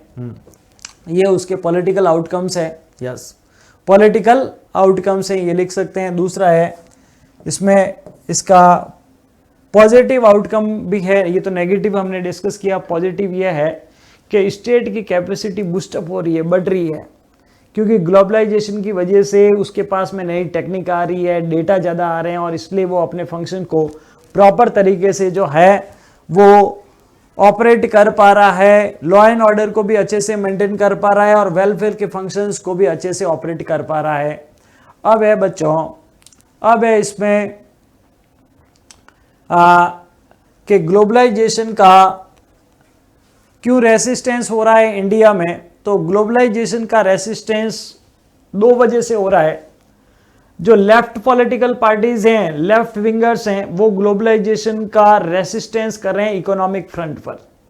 वो कह रहे हैं कि globalisation is beneficial for the developed country, rich countries, rich people, उनके लिए ये ग्लोबलाइजेशन बेनिफिशियल है। It is against the interest of poor people, poor people के लिए और पुअर कंट्रीज के अगेंस्ट है। That's why they protest against the globalisation. और उसमें एक इंडिया का इंपॉर्टेंट फोरम है जिसका नाम है इंडियन सोशल फोरम। ये ग्लोबलाइजेशन को प्रोटेस्ट कर रहा है क्योंकि ये जो है वो पुअर पीपल के लिए ग्लोबलाइजेशन हार्मफुल है, बेनिफिशियल नहीं है। दूसरा पॉइंट है इसमें, ठीक है ना, दूसरा पॉइंट है इसमें कि ट्रेड यूनियन और फार्मर्स इंटरेस्ट जो है वो भी ग्लोबलाइजेशन की वजह से नेगेटिवली इम्पैक्ट हो रहे हैं, नेगेटिव इम्पैक्ट इन पर भी पड़ रहा है, इसलिए वो भी प्रोटेस्ट कर रहे हैं। और एक और इम्पोर्टेंट रीजन है कि जो राइट विंगर्स हैं, जो एक कंट्री की कल्चर को, ट्रेडिशन को, कस्टम्स को, पास्ट को ज़्यादा ग्लोरीफाई करते हैं, ज़्यादा वैल्यू दे रहे हैं, वो कह रहे हैं कि ग्लोबलाइजेशन की वजह से हमारी नेटिव कल्चर पर, हमारी नेटिव कल्चर पर नेगेटिव इम्पैक्ट पड़ रहा है। People of our country adopting and using, ठीक है ना, फॉलोइंग वेस्टर्न कल्चर, उसको फॉलो कर रहे हैं, हमारी ओल्ड ट्रेडिशन को भूलते जा रहे हैं, उसका नेगेटिव इम्पैक्ट पड़ रहा है। That's why we know that people in our country India, ठीक है ना, belongs to some organisation protest against the Valentine Day and other celebrations of western countries के जो अदर सेलिब्रेशन है उनका वो प्रोटेस्ट करते हैं, रेसिस्टेंस करते हैं। तो ये है उसका एक reason. Examine the factors that lead to the conflict between the judiciary and the parliament in 1973।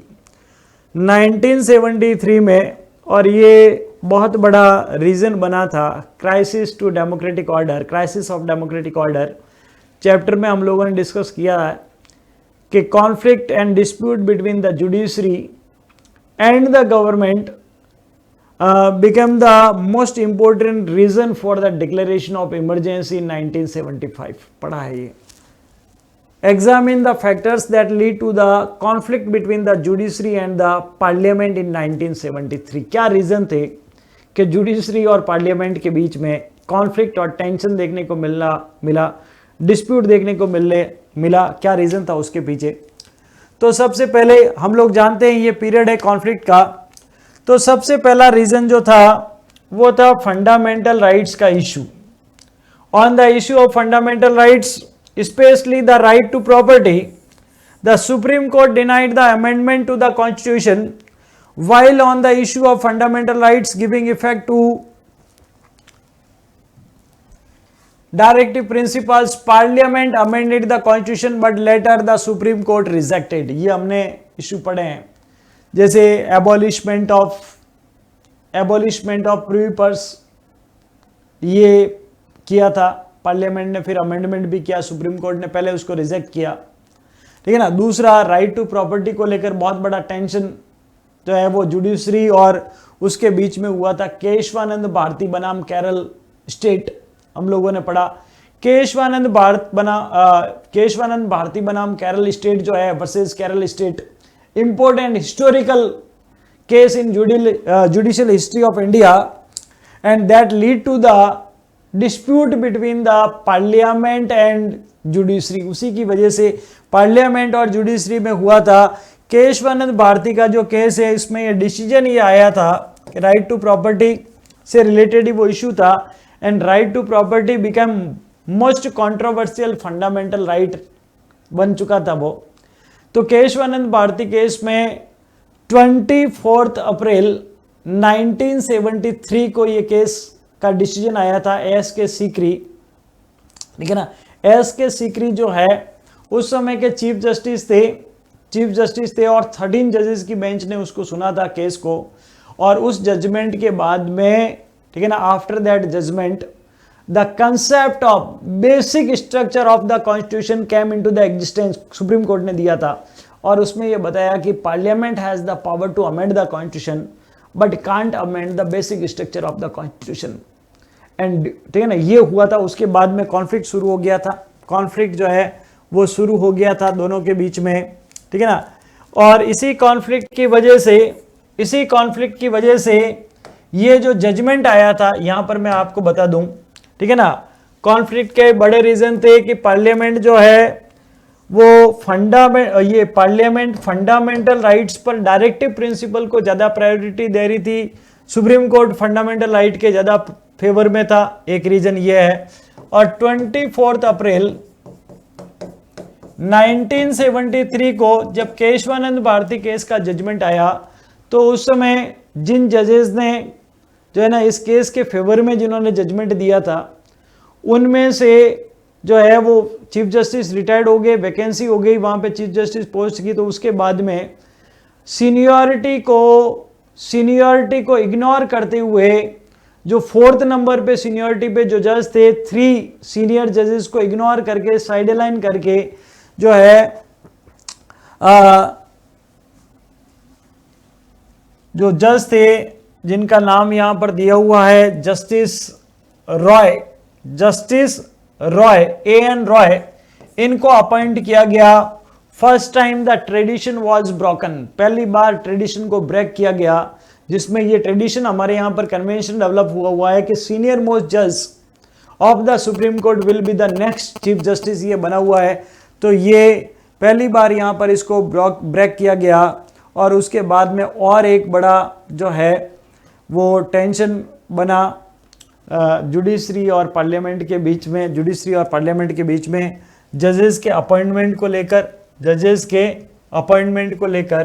तो ये सारे जो है वो बने जुडिशरी और पार्लियामेंट के बीच में। और लास्ट में वो केस इलाहाबाद हाई कोर्ट का डिसीजन तो है ही है, जगन मोहन लाल सिन्हा, वो तो है ही है। तो इस तरह से ये जुडिशरी और पार्लियामेंट के बीच में कॉन्फ्लिक्ट और टेंशन हो गया था 1970 के बाद में specially, and it become the most important reason for the declaration of emergency in India. Section D है 12 मार्क्स का। Section D, study the picture given below and answer the question that follow. ये cartoon और picture based question है। Book में ये cartoon आपके दिए हुए हैं, इनको अच्छे से स्टडी करना है। ये फिंगर्स हैं, ठीक है ना, ये लाइटर है लग रहा है ये। और ये हमारा इम्पोर्टेंट चैप्टर है जिसके बारे में हम लोग जानते हैं। चैप्टर है हमारा एनवायरनमेंट और नेचुरल रिसोर्सेज। एनवायरनमेंट और नेचुरल रिसोर्सेज चैप्टर है कि भाई कैसे एनवायरमेंटल डिग्रेडेशन जो है वो इंक्रीज हो रहा है, and there is a need for the conservation of environment and to stop environmental pollution and conserve and preserve our resources, valuable resources. तो उससे रिलेटेड ये कार्टून है, पिक्चर बेस्ड क्वेश्चन है। Let's see the questions. What does the lighter in the cartoon symbolise? ये lighter जो है cartoon में ये क्या सिंबलाइज कर रहा है?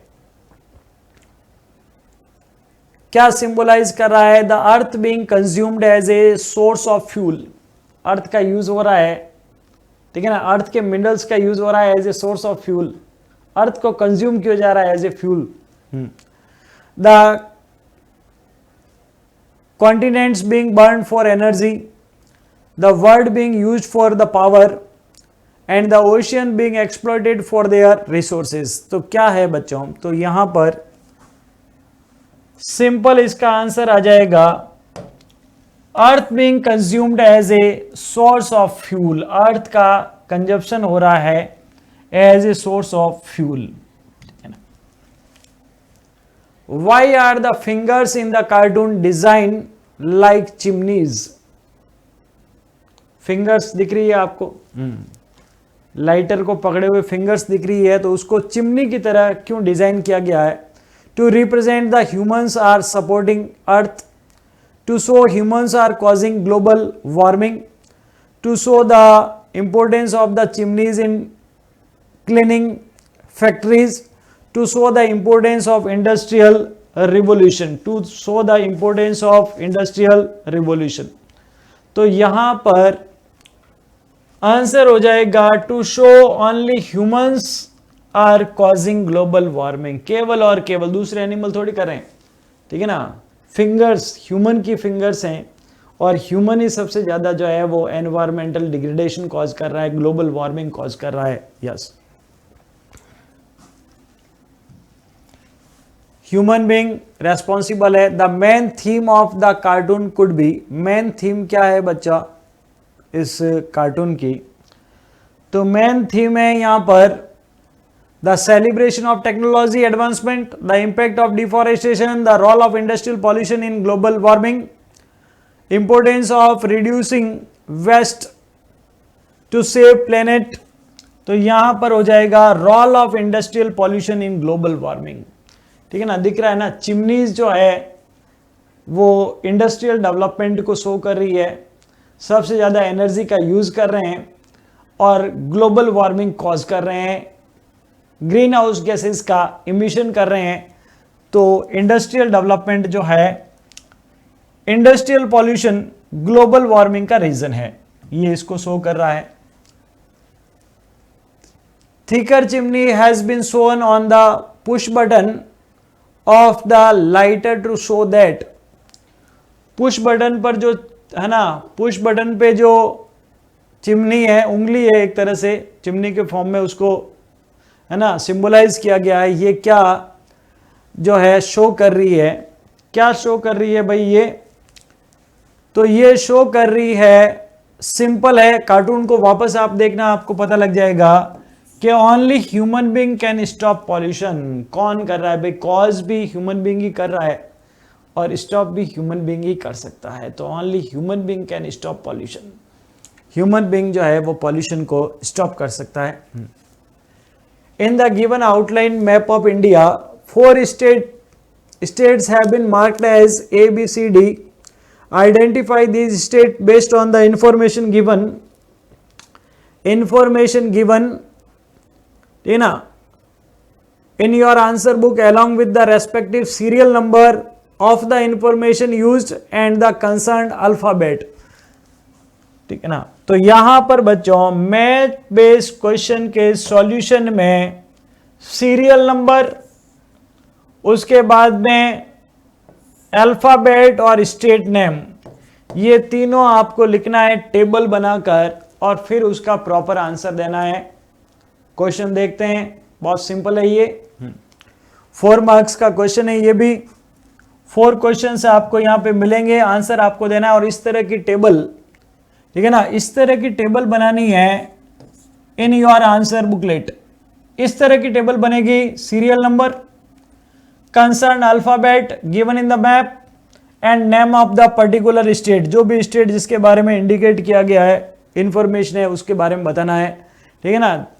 इस तरह की बताना है, मैप को कहीं पेस्ट नहीं करना है, कट नहीं करना है, कुछ भी नहीं करना है, यहाँ पे इसी टेबल में, ठीक है ना, आंसर आपको बताना है कि क्या आंसर आपका रहेगा। लास्ट में आपको आंसर भी बताऊंगा। The state related to the leader who coin the famous slogan जय जवान जय किसान। We know that India's second Prime Minister Lal Bahadur Shastri gave the famous slogan Jai Jawan Jai Kisan, very easy, and he belongs to UP. वो UP के थे, yes. The state associated with formation of DK, DMK and AIDMK, Dravid Munnetra Kazhagam, ठीक है ना, DK DMK AIADMK, ठीक है ना, जयललिता करुणानिधि, उनकी पॉलिटिकल पार्टी जो है, ठीक है ना, अभी स्टालिन चीफ मिनिस्टर है ना, ये हिंट मैंने आपको दिया। तो कौन सा स्टेट है, तो ये स्टेट है बच्चों तमिलनाडु, स्टेट तमिलनाडु, तमिलनाडु स्टेट की बात हो रही है। वहां पर ये DK DMK AIADMK political parties हैं। The state where a coalition called the popular united front came to power in 1967 election. 1967 fourth general election was the beginning of era of coalition in states. States में non Congressism की वजह से collision की governments बनी, ठीक है ना, बहुत सारे स्टेट्स में बनी। तो उसमें से एक स्टेट जहां पर यूनाइटेड पॉपुलर फ्रंट की गवर्नमेंट बनी, which was the state, it was the Punjab state, where Akali Dal, communist parties came together and form the coalition government. तो ये स्टेट हो जाएगा थर्ड का पंजाब, ठीक है ना। इंफॉर्मेशन अगर आपको पता है, you can easily give the answer.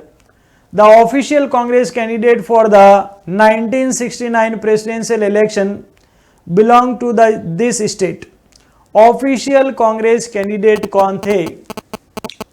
Who was the official Congress candidate for the presidential election 1969? Very important election, because we know that after this election Congress was divided into two parts, split हो गया था कांग्रेस में, Congress O and Congress R, Indira Congress, syndicate Congress, इनमें हो गया था। तो ये जो ऑफिशियल कैंडिडेट थे, obviously Neelam Sanjiva Reddy was the official candidate and he was from Andhra Pradesh. कहाँ के थे नीलम संजीवा रेड्डी? नीलम संजीवा रेड्डी वॉज फ्रॉम आंध्र प्रदेश, आंध्र प्रदेश के थे नीलम संजीवा रेड्डी। तो यहां पर बच्चों, ठीक है ना, अल्फाबेट हम लोग जानते ही हैं, ए वाला ये पंजाब हो जाएगा, डी का जय जवान जय किसान यूपी, ठीक है ना, ये बी का आंध्र प्रदेश है और सी तमिलनाडु है, जहां पे डी के डीएमके एआईडीएमके और नीलम संजीवा रेड्डी आंध्र प्रदेश से बिलोंग करते हैं। और यूनाइटेड फ्रंट की गवर्नमेंट ए पंजाब में बनी हुई थी। तो इस तरह से आंसर हो जाएगा, है ना, this type of table you have to form, draw, ठीक है ना, ऐसी टेबल बनाकर आपको आंसर पुट करना है एग्जाम में। देख लो इस टेबल को अच्छे से। फर्स्ट का, ठीक है ना, अल्फाबेट डी उत्तर प्रदेश, जय जवान जय किसान,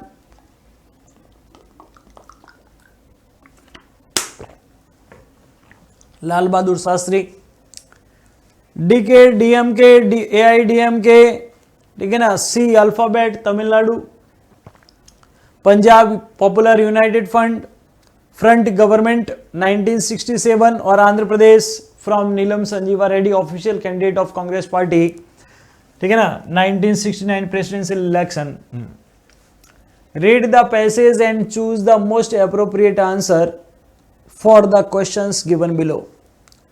Despite the many conflicts, the state of South Asia recognize the importance of cooperation and friendly relationship among themselves. The South Asian Association for Regional Cooperation, SAARC is a major regional initiative by South Asian states to evolve cooperation through multilateral means. It begins in 1985. Unfortunately, due to the persisting political differences, SAARC has not had much success. SAARC members signed the South Asian Free Trade Agreement (SAFTA), which promised the formation of free trade zone for the whole of South Asia. ये passage हो गया है आपका, passage based question है, 4 marks का रहेगा और इसके आंसर्स आपको जो है देने हैं अच्छे से। आंसर इसका देने क्वेश्चंस रहेंगे इसमें। फर्स्ट क्वेश्चन है, which of the following was the primary goal of establishing South Asian Association for Regional Cooperation, SAARC का प्राइमरी गोल क्या है? तो इसको चारों ऑप्शन को जब आप पढ़ोगे तो बिल्कुल क्लियर है। The primary goal was to enhance, to increase mutual support, mutual cooperation और म्यूचुअल सपोर्ट को इंक्रीज करना, कॉपरेशन कोऑर्डिनेशन को इंक्रीज करना was the main goal, main primary goal. Yes, primary goal, yes.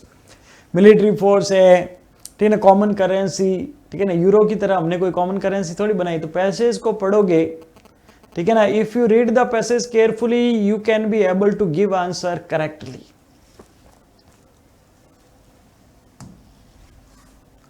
What was the main objective of South Asian Free Trade Agreement, SAFTA? South Asian Free Trade Agreement का main objective क्या है? To create a safer environment for investment, to establish a free and fair market place, to form a chamber of South Asian association of commerce, to promote business through cultural ties. तो यहाँ पर simple है, SAFTA free trade agreement है तो free और fair market ही establish करने जा रहा है ये। नेक्स्ट क्वेश्चन है ये, explain the significance of SAARC in South Asia and the factors which lead to the limited success of SAARC. Simple इसका आंसर है, बहुत सिंपल आंसर है कि इसकी सिग्निफिकेंस यानी सार्क की सिग्निफिकेंस क्या है? सार्क की सिग्निफिकेंस, इंपॉर्टेंस ये है कि ये साउथ एशियन रीजन में कंट्रीज में कॉपरेशन को इंक्रीज कर रहा है, कॉपरेशन को इंक्रीज कर रहा है, इकोनॉमिक डेवलपमेंट के लिए हेल्प कर रहा है। फ्री ट्रेड एग्रीमेंट हो गया है तो कॉपरेशन को इंक्रीज कर रहा है, ये कंट्रीज के बीच में फ्रेंडली रिलेशंस को डेवलप करने में प्रमोट कर रहा है, कॉपरेशन को और फ्रेंडली रिलेशन को स्ट्रेंथन कर रहा है, ये इसका पॉजिटिव पॉइंट है, ठीक है ना। और इसी की वजह से जो है वो आपस में इनमें बॉन्डिंग बन रही है और कंट्रीज जो है वो आपस में एक दूसरे के साथ में अच्छे रिलेशंस डेवलप कर रहे हैं, कॉपरेशन इंक्रीज हो रहा है। यस, लिमिटेड सक्सेस का रीजन है differences among the member countries, specially between India and Pakistan. आपस में बहुत ज़्यादा डिफरेंसेस हैं, इंडिया बांग्लादेश के बीच में भी है, ये ना, श्रीलंका मालदीव के बीच में भी है, तो डिफरेंसेस हैं, इसलिए यहाँ पर कम सक्सेस उसको मिली हुई है। सेक्शन ई है लास्ट सेक्शन, जिसमें लॉन्ग आंसर टाइप क्वेश्चंस हैं, 6 मार्क्स ईच है, 4 क्वेश्चंस रहेंगे। Question number 27 to 30, examining the impact of any 3 political development that India witnessed between the period of 1989 to 1999। 1989 के बाद में इंडियन पॉलिटिक्स में 5 major developments हुए हैं, ये केवल 3 के बारे में पूछ रहा है, बताना है। The elections of 1989, second question और में, the election of 1989 mark the end of the Congress system and rise of the coalition era, support the statement with any 3 examples, 3 argument, sorry. 1989 में कांग्रेस सिस्टम का एंड हो गया, कांग्रेस डोमिनेंस का the end हो गया central के लेवल पर, और एरा ऑफ कोलिशन बिगिन हो गया, उसके बारे में बताना है, ठीक है। सिंपल है दोनों क्वेश्चन। तो 3 मेजर डेवलपमेंट क्या हुए बच्चों? पहला मेजर डेवलपमेंट जो हुआ, first major development after 1989 was the defeat of Congress party. Congress party की डिफीट हो गई 1989 के 9th जनरल इलेक्शन में, and after that it was historical, it was historical because after that election Congress couldn't get majority, clear majority at the center alone again। कभी भी अकेले उसको majority नहीं मिली, कोलिशन में उसको आना पड़ा। तो ये बड़ा कांग्रेस का एक तरह से सेंट्रल के लेवल पर जो डोमिनेंस था वो खत्म हो गया। 415 सीट थी उसकी 1984 के इलेक्शन में, वो रिड्यूस होकर 197 हो गया और कांग्रेस का डोमिनेंस एंड हो गया। दूसरा सेकेंड डेवलपमेंट जो है 1989 के बाद में वो था implementation of Mandal Commission's report and rise of Mandal issue. National Front government came to the power 1989 under the leadership of Vishwanath Pratap Singh, and he decided to implement Mandal Commission's report. And the most important recommendation was the 27% reservation for the other backward classes. वो था, ये कर दिया और उससे मंडल की politics जो है वो शुरू हो गई। यहाँ पर अदर बैकवर्ड क्लास को ये दिया गया 27% reservation in public sector job, central government, state government. तो ये बड़ा इशू है, ठीक है ना, बैकवर्ड क्लासेस का इशू। थर्ड इशू है इकोनॉमिक पॉलिसी, ठीक है ना, इकोनॉमिक रिफॉर्म। मनमोहन सिंह जी ने as a finance minister introduce किए 1991 में, privatisation, globalisation, liberalisation, and it open India's economy for the world economy. Economic जो है रिफॉर्म यहाँ पर शुरू किया गया, ये इम्पोर्टेंट था, ये इम्पोर्टेंट था। और एक है मंडल के साथ में कमंडल, यानी अयोध्या डिस्प्यूट, ठीक है ना, अयोध्या डिस्प्यूट। ये हम जानते हैं 1990 में जो है वो disputed structure was toppled in December 1992, and this event symbolized and triggered various changes in politics of the country. Politics based on religious identity was started after 1990. ये important development है इंडियन पॉलिटिक्स में। और assassination of Rajiv Gandhi जो है 21 मई 1991, first time leadership of Congress party was changed Gandhi to non Gandhi. PV Narasimha Rao जो है वो बाद में प्राइम मिनिस्टर बने। तो ये बड़े मेजर चेंजेस हैं। और इसके बाद में जो सेकंड क्वेश्चन हमने देखा था कि भाई कांग्रेस सिस्टम का एंड हो गया और कोलिशन की पॉलिटिक्स शुरू हो गई 1989 से लेकर 99 तक। तो ये हमने पढ़ा कि भाई कांग्रेस के पास में जो मेजोरिटी थी, जो उसकी डोमिनेंस थी सेंट्रल के लेवल पर, वो अब ब्रेक हो गई। 415 सीट थी 1984 के इलेक्शन में, 8th general election, which was reduced to 197 seats in election of 1989, 9th general election, and it was marked as the end of Congress system. इसी को कांग्रेस सिस्टम बोला गया। And after that era of coalition was started and alliance politics, coalition government were formed at the center, and ठीक है ना, national front government in 1989, ठीक है, 1996 united front government, and 1998 NDA जो है नेशनल डेमोक्रेटिक फ्रंट गवर्नमेंट। तो ये सारी कोलिशन की गवर्नमेंट जो है वो बनी और रीजनल पॉलिटिकल पार्टीज का जो है वो डोमिनेंस यहाँ पर बढ़ने लगा। Describe the socio-economic effect of the partition of British India in 1947। तो पार्टीशन के रिजल्ट क्या है, पार्टीशन का क्या इम्पैक्ट पड़ा, वो बताना है। और दूसरा है language has always played an imperative role in uniting the country, explain the statement in the context of challenges of nation building in India after independence। तो state formation of state on the basis of language, ये challenge क्या रहा है इसके बारे में। And role of state reorganisation commission, demand for the linguistic states, ये सारा यहाँ पर एक्सप्लेन करना है सेकंड नंबर क्वेश्चन में।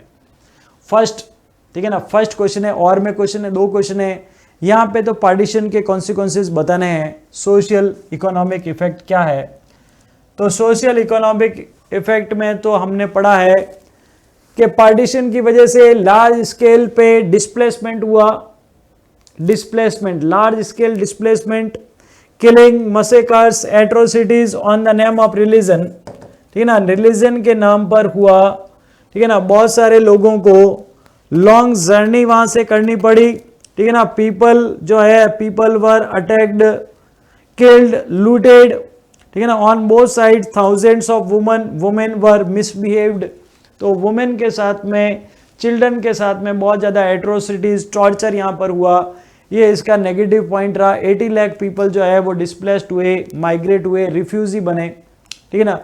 People who cross the border found that they had no home, उनके पास में अपना सारा घर बार छोड़ के आ गए, नए कंट्री में आए, उनके पास में कोई भी घर नहीं था। They had to live in refugee camps, refugee camps, उनको रिफ्यूजी कैंप्स में रहना पड़ा। और क्या इम्पैक्ट पड़ा, लार्ज स्केल माइग्रेशन जो है, even after the large scale migration of Muslims to Pakistan, India had 12% of the total population of Muslims. तो इंडिया में 12% टोटल पॉपुलेशन मुस्लिम्स की रही, ठीक है ना। गवर्नमेंट जो है वो बड़ी प्रॉब्लम थी कि how government deal with the Muslim minority after the partition, it was a problem, ये एक रीजन। और partition also meant the division of properties, liabilities, financial assistance, tools, equipment, सबका डिवीजन हुआ, ये इकोनॉमिक इफेक्ट था इसका, ठीक है ना। एम्प्लॉयज, फोर्सेज, सबका डिवीजन हुआ। Creation of India Pakistan disrupted the existing trading network, पूरा एग्जिस्टिंग ट्रेडिंग नेटवर्क जो है वो डिस्टर्ब हो गया, ठीक है ना। Due to the partition Bengal was divided into the two parts, East Bengal, West Bengal, East Bengal, West Bengal. Punjab was also divided into the two part, Punjab दो पार्ट में डिवाइड हो गया। तो ये सारा पार्टीशन का जो है वो इम्पैक्ट सोशल इकोनॉमिक इम्पैक्ट था। कम्युनल जोन बन गए, बहुत ज़्यादा कम्युनल राइट्स हुए, ये भी उसका इम्पैक्ट था। और ये जो है सेकंड है reorganisation of state on the basis of language, how it unite the nation, और कैसे इंडिया में स्टेट्स का रीऑर्गेनाइजेशन हुआ। तो हमने पढ़ा था कि भाई इंडिपेंडेंस के बाद में, हालांकि बिगनिंग ये हो रही है कि 1920 Nagpur session of Congress party, Congress accepted the formation of state on the basis of language. But after partition the concept of linguistic state was rejected by the Congress leaders because they worried about the further division of the nation, separation of the nation, कि भाई ये जो है country को और ज़्यादा divide कर सकता है और कंट्री की यूनिटी जो है वो अफेक्ट हो सकती है, इसलिए उन्होंने उसको रिजेक्ट कर लिया।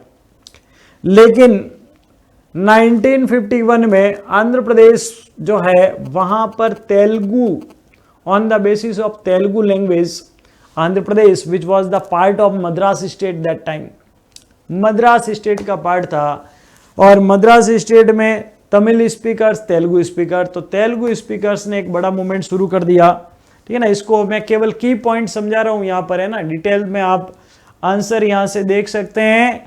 We will discuss only the key points of the answer, key points को डिस्कस करेंगे।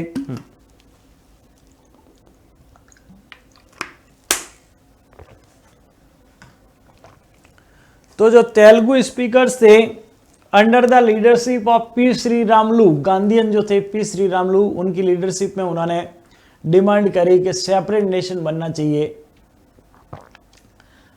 Andhra Pradesh on the basis of Telugu language for Telugu speakers. Initially, their demand was not accepted and voice was not heard by the central government. And due to that, the P. Sri Ramlu went on hunger strike. After 56 days of hunger strike, he was passed away. उनकी death हो गई. And after that, violence was broke out. पूरा violence हो गया.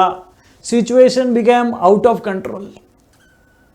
And central government, Prime Minister Nehru declared the formation of Andhra Pradesh on the basis of language, and when announcement for the formation of Andhra Pradesh was made, other regions also raised voice for the formation of states on the basis of language। तो पूरे country में जगह जगह से linguistic state की demand आने लगी। तो उसको डील करने के लिए सेंट्रल गवर्नमेंट ने 1953 में डॉक्टर फजल अली की लीडरशिप में जो है स्टेट रीऑर्गेनाइजेशन कमीशन जो है वो फॉर्म किया, अपॉइंट किया।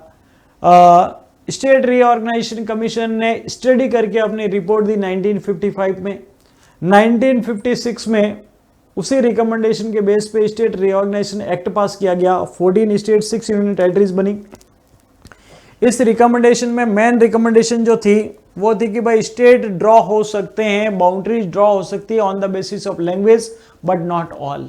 तो उसके बाद में पंजाब, ठीक है ना, पहले 60 में बॉम्बे स्टेट को डिवाइड करके महाराष्ट्र और गुजरात बने, ठीक है ना, मराठी स्पीकर्स और गुजराती स्पीकर के लिए। इसी तरीके से बाद में जो है वो पंजाब का डिवीजन लैंग्वेज के बेस पर हुआ, पंजाब हरियाणा, फिर उससे सेपरेट होकर हिमाचल प्रदेश अलग बना, ठीक है ना, और सारे स्टेट लैंग्वेज के बेस पे भी नहीं बने हैं, ठीक है ना। कुछ स्टेट जो है वो एडमिनिस्ट्रेटिव फैसिलिटी के लिए बने। For example in November 2000 Uttarakhand was formed, ठीक है ना, यूपी से सेपरेट करके उत्तराखंड बना, छत्तीसगढ़ बना मध्य प्रदेश का डिवीजन से, और झारखंड बना, लेकिन वहां पर लैंग्वेज का, झारखंड जो है वो बिहार के डिवीजन से बना, वहां पे लैंग्वेज का कोई इशू नहीं था। और भी बहुत सारे स्टेट्स बने, नॉर्थ ईस्ट का पूरा रीऑर्गेनाइजेशन हुआ, तो ये सारे स्टेट्स बने। Some states were formed on the basis of language and some state were formed on the basis of, ठीक है ना, ज्योग्राफिकल नीड, ठीक है ना, economic development and administrative convenience, उसके बेस पे भी बने हैं। तो इस तरह से स्टेट का रीऑर्गेनाइजेशन हुआ और स्टेट के रीऑर्गेनाइजेशन ने हमारी यूनिटी को और ज़्यादा स्ट्रेंथन किया।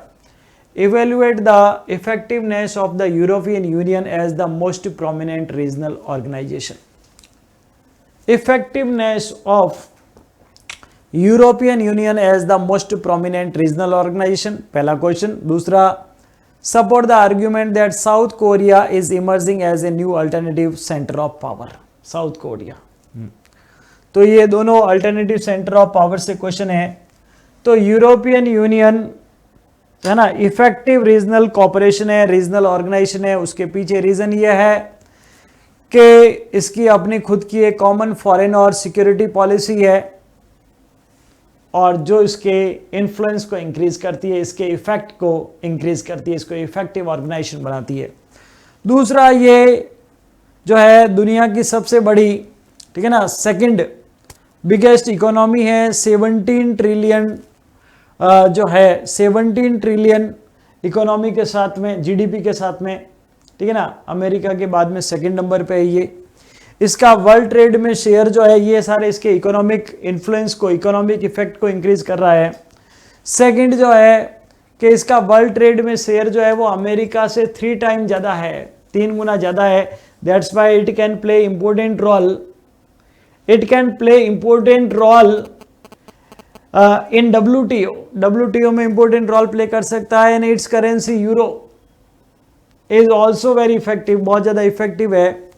उसके अलावा इसका मिलिट्री डोमिनेंस भी हमको देखने को मिल रहा है, सॉरी पॉलिटिकल और डिप्लोमेटिक इन्फ्लुएंस के इसके मेंबर कंट्रीज हैं। एक मेंबर कंट्री, ठीक है ना, यहाँ पे गलती से ब्रिटेन भी आ गया है, ब्रिटेन अब अलग हो गया है।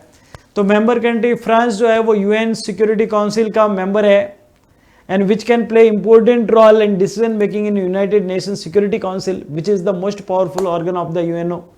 तो वहाँ पर भी हो रहा है, जो इसकी मिलिट्री और सॉरी पॉलिटिकल डिप्लोमेटिक इन्फ्लुएंस को बता रहा है।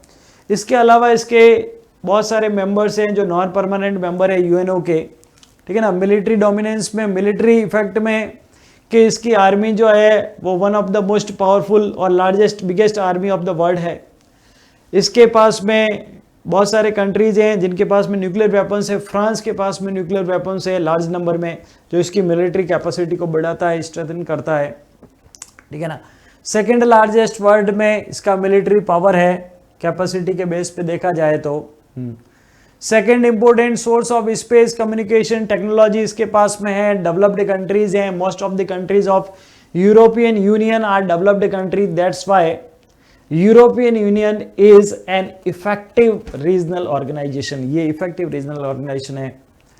और साउथ कोरिया का emergence as a alternative centre of power, तो 1960 से लेकर 1980 के बीच में साउथ कोरिया ने बहुत तेजी के साथ में डेवलपमेंट किया, and that's why it is known as the, ठीक है ना, miracles on the Horn river. Horn river पर मिरेकल इसको बोला गया, बहुत तेजी के साथ में 60 to 80 के बीच में डेवलपमेंट इसने किया, ठीक है ना। और ये मेंबर बन गया ऑल राउंड डेवलपमेंट करके ऑर्गेनाइजेशन ऑफ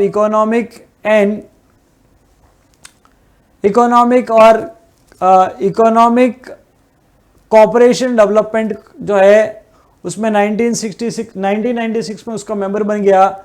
2017 में इसकी इकोनॉमी जो है वो 11th largest economy in the world थी और इसका मिलिट्री एक्सपेंडिचर जो है वो 10th largest in the world. Total 193 country, 10th largest military expenditure in military budget है इसका। HDI रैंकिंग इसकी 18 है और इसने अपने वहां पर रूरल डेवलपमेंट बहुत सक्सेसफुल किया है। रूरल एरिया भी इसका बहुत ज्यादा डेवलप है, ठीक है ना। तो यहाँ पे इकोनॉमिक ग्रोथ जो है वो इक्विटेबल है, अर्बन एरियाज रूरल एरियाज दोनों जगह पर इक्विटेबल है। उसके अलावा जो है इंफ्रास्ट्रक्चर है, रीडिस्ट्रीब्यूशन पॉलिसी है, पब्लिक इंफ्रास्ट्रक्चर है, डेवलपमेंट है, इफेक्टिव इंस्टीट्यूशंस है, गवर्नेंस है, सारा कुछ इंप्रूव है यहाँ पर। That's which makes South Korea as an alternative centre of power. South Korea के जो वेल नोन मल्टीनेशनल ब्रांड्स हैं सैमसंग, LG, Hyundai मोटर, ठीक है ना, रिनोड नेम है इंडिया में, और इंडिया और साउथ कोरिया के सिग्निफिकेंट कॉमर्शियल कल्चरल रिलेशंस को भी शो कर रहे हैं और है ना fastest growing economy of the world है। That's why it is emerging as an alternative centre of power. After the end of Cold War, the United Nations is working in accordance with the changed realities of the world. Justify the statement. 1991 landmark है जब USSR का disintegration हो गया, world change हो गया। तो changing scenario में UNO ने अपने आप को कैसे चेंज किया और उसके अकॉर्डेंस में कैसे UNO काम कर रहा है, इस पर भी ध्यान देना है, ठीक है ना। ये इंपॉर्टेंट क्वेश्चन है तो इसके बारे में एक्सप्लेन करना है। और United Nation was not created to take humanity to heaven but to save it from hell, support the statement with relevant examples. ये डैग हैमरशील्ड का स्टेटमेंट है, ठीक है ना। तो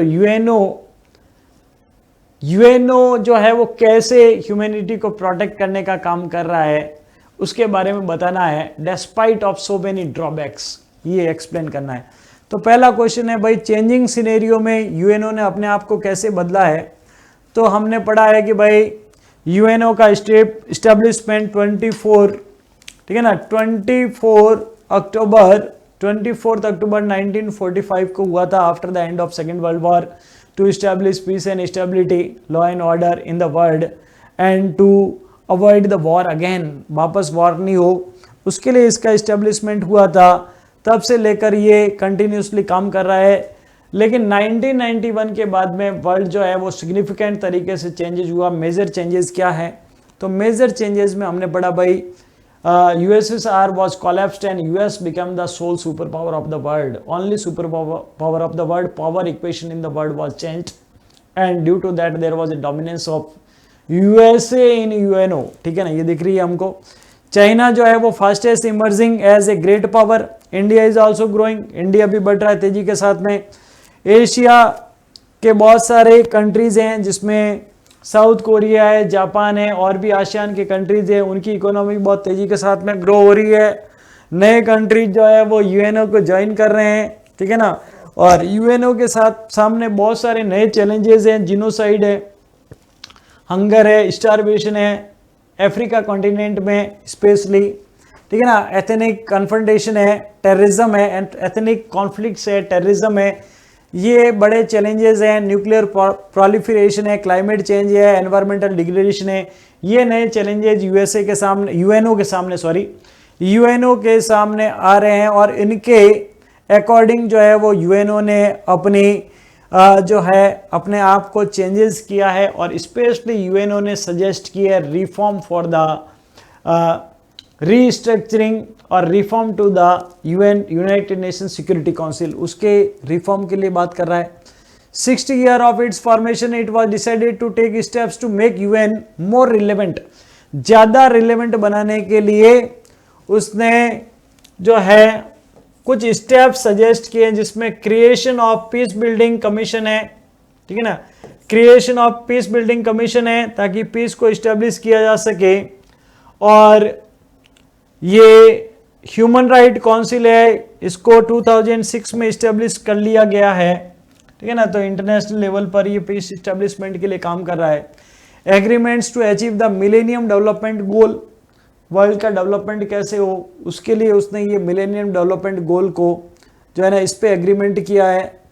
condemnation of terrorism in all it's form, terrorism को terrorism को जो है स्टॉप किया जाए, कैसे किया जाए उसको लेकर यूएनओ काम कर रहा है।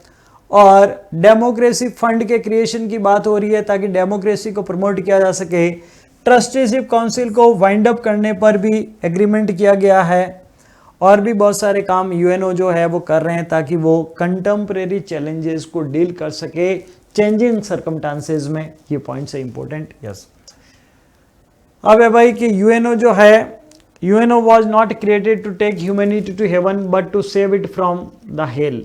ठीक है ना, इसको एक्सप्लेन करना है तो उसमें हम बताएंगे कि भाई यूएनओ जो है वो कोई परफेक्ट बॉडी नहीं है। It also have so many shortcomings and drawbacks, बहुत सारी लिमिटेशंस है इसकी, ड्रॉबैक्स हैं। फिर भी ठीक है ना, सारे वॉर को ये स्टॉप नहीं कर पाया है। After the establishment of UNO we know that so many wars were fought between and among the countries of the world. Arab Israel war is the latest example. ठीक है ना, ऐसे वॉर चल रहा है। यूएनओ पर भी डाउट है, क्वेश्चन मार्क उस पर भी लगते हैं। फिर भी यूएनओ के बहुत ज़्यादा अचीवमेंट्स रहे हैं। क्या अचीवमेंट्स हैं? तो UNO, because of UNO third world war couldn't take place till today, अभी तक नहीं हो सका है थर्ड वर्ल्ड वॉर।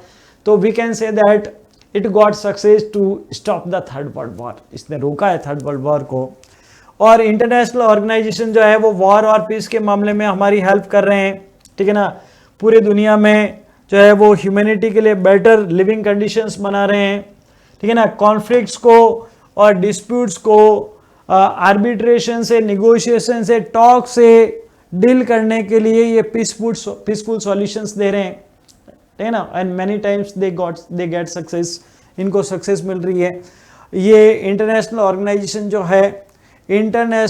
ऑर्गेनाइजेशन जो है वो एनवायरमेंटल प्रॉब्लम्स को, कॉपरेशन को, इनको डील करने में भी जो है वो इफ़ेक्टिव तरीके से वर्क कर रहा है। उसके अलावा जो है वो ग्लोबल डिजास्टर के मामले में, एनवायरमेंटल डिग्रेडेशन के मामले में, पुअर्टी रिमूवल के मामले में, टेररिज्म के मामले में, सब के मामले में इफ़ेक्टिव तरीके से काम कर रहा है। तो ह्यूमैनिटी के लिए ये काम कर रहा है। तो हम ये कह सकते हैं कि we can say that it is not a perfect body, it is not a perfect body but it's serving humanity. ठीक है ना, मानवता की सेवा ये कर रहा है और अभी भी जो है वो अच्छे तरीके से ही अपने जो है वो टास्क को कंप्लीट कर रहा है। तो ये बच्चों हमने आज डिस्कशन किया है sample question paper 2000 CBSE sample question paper 2024-25 and hopefully this class will be helpful for your examination. Thank you all of you students. Thank you.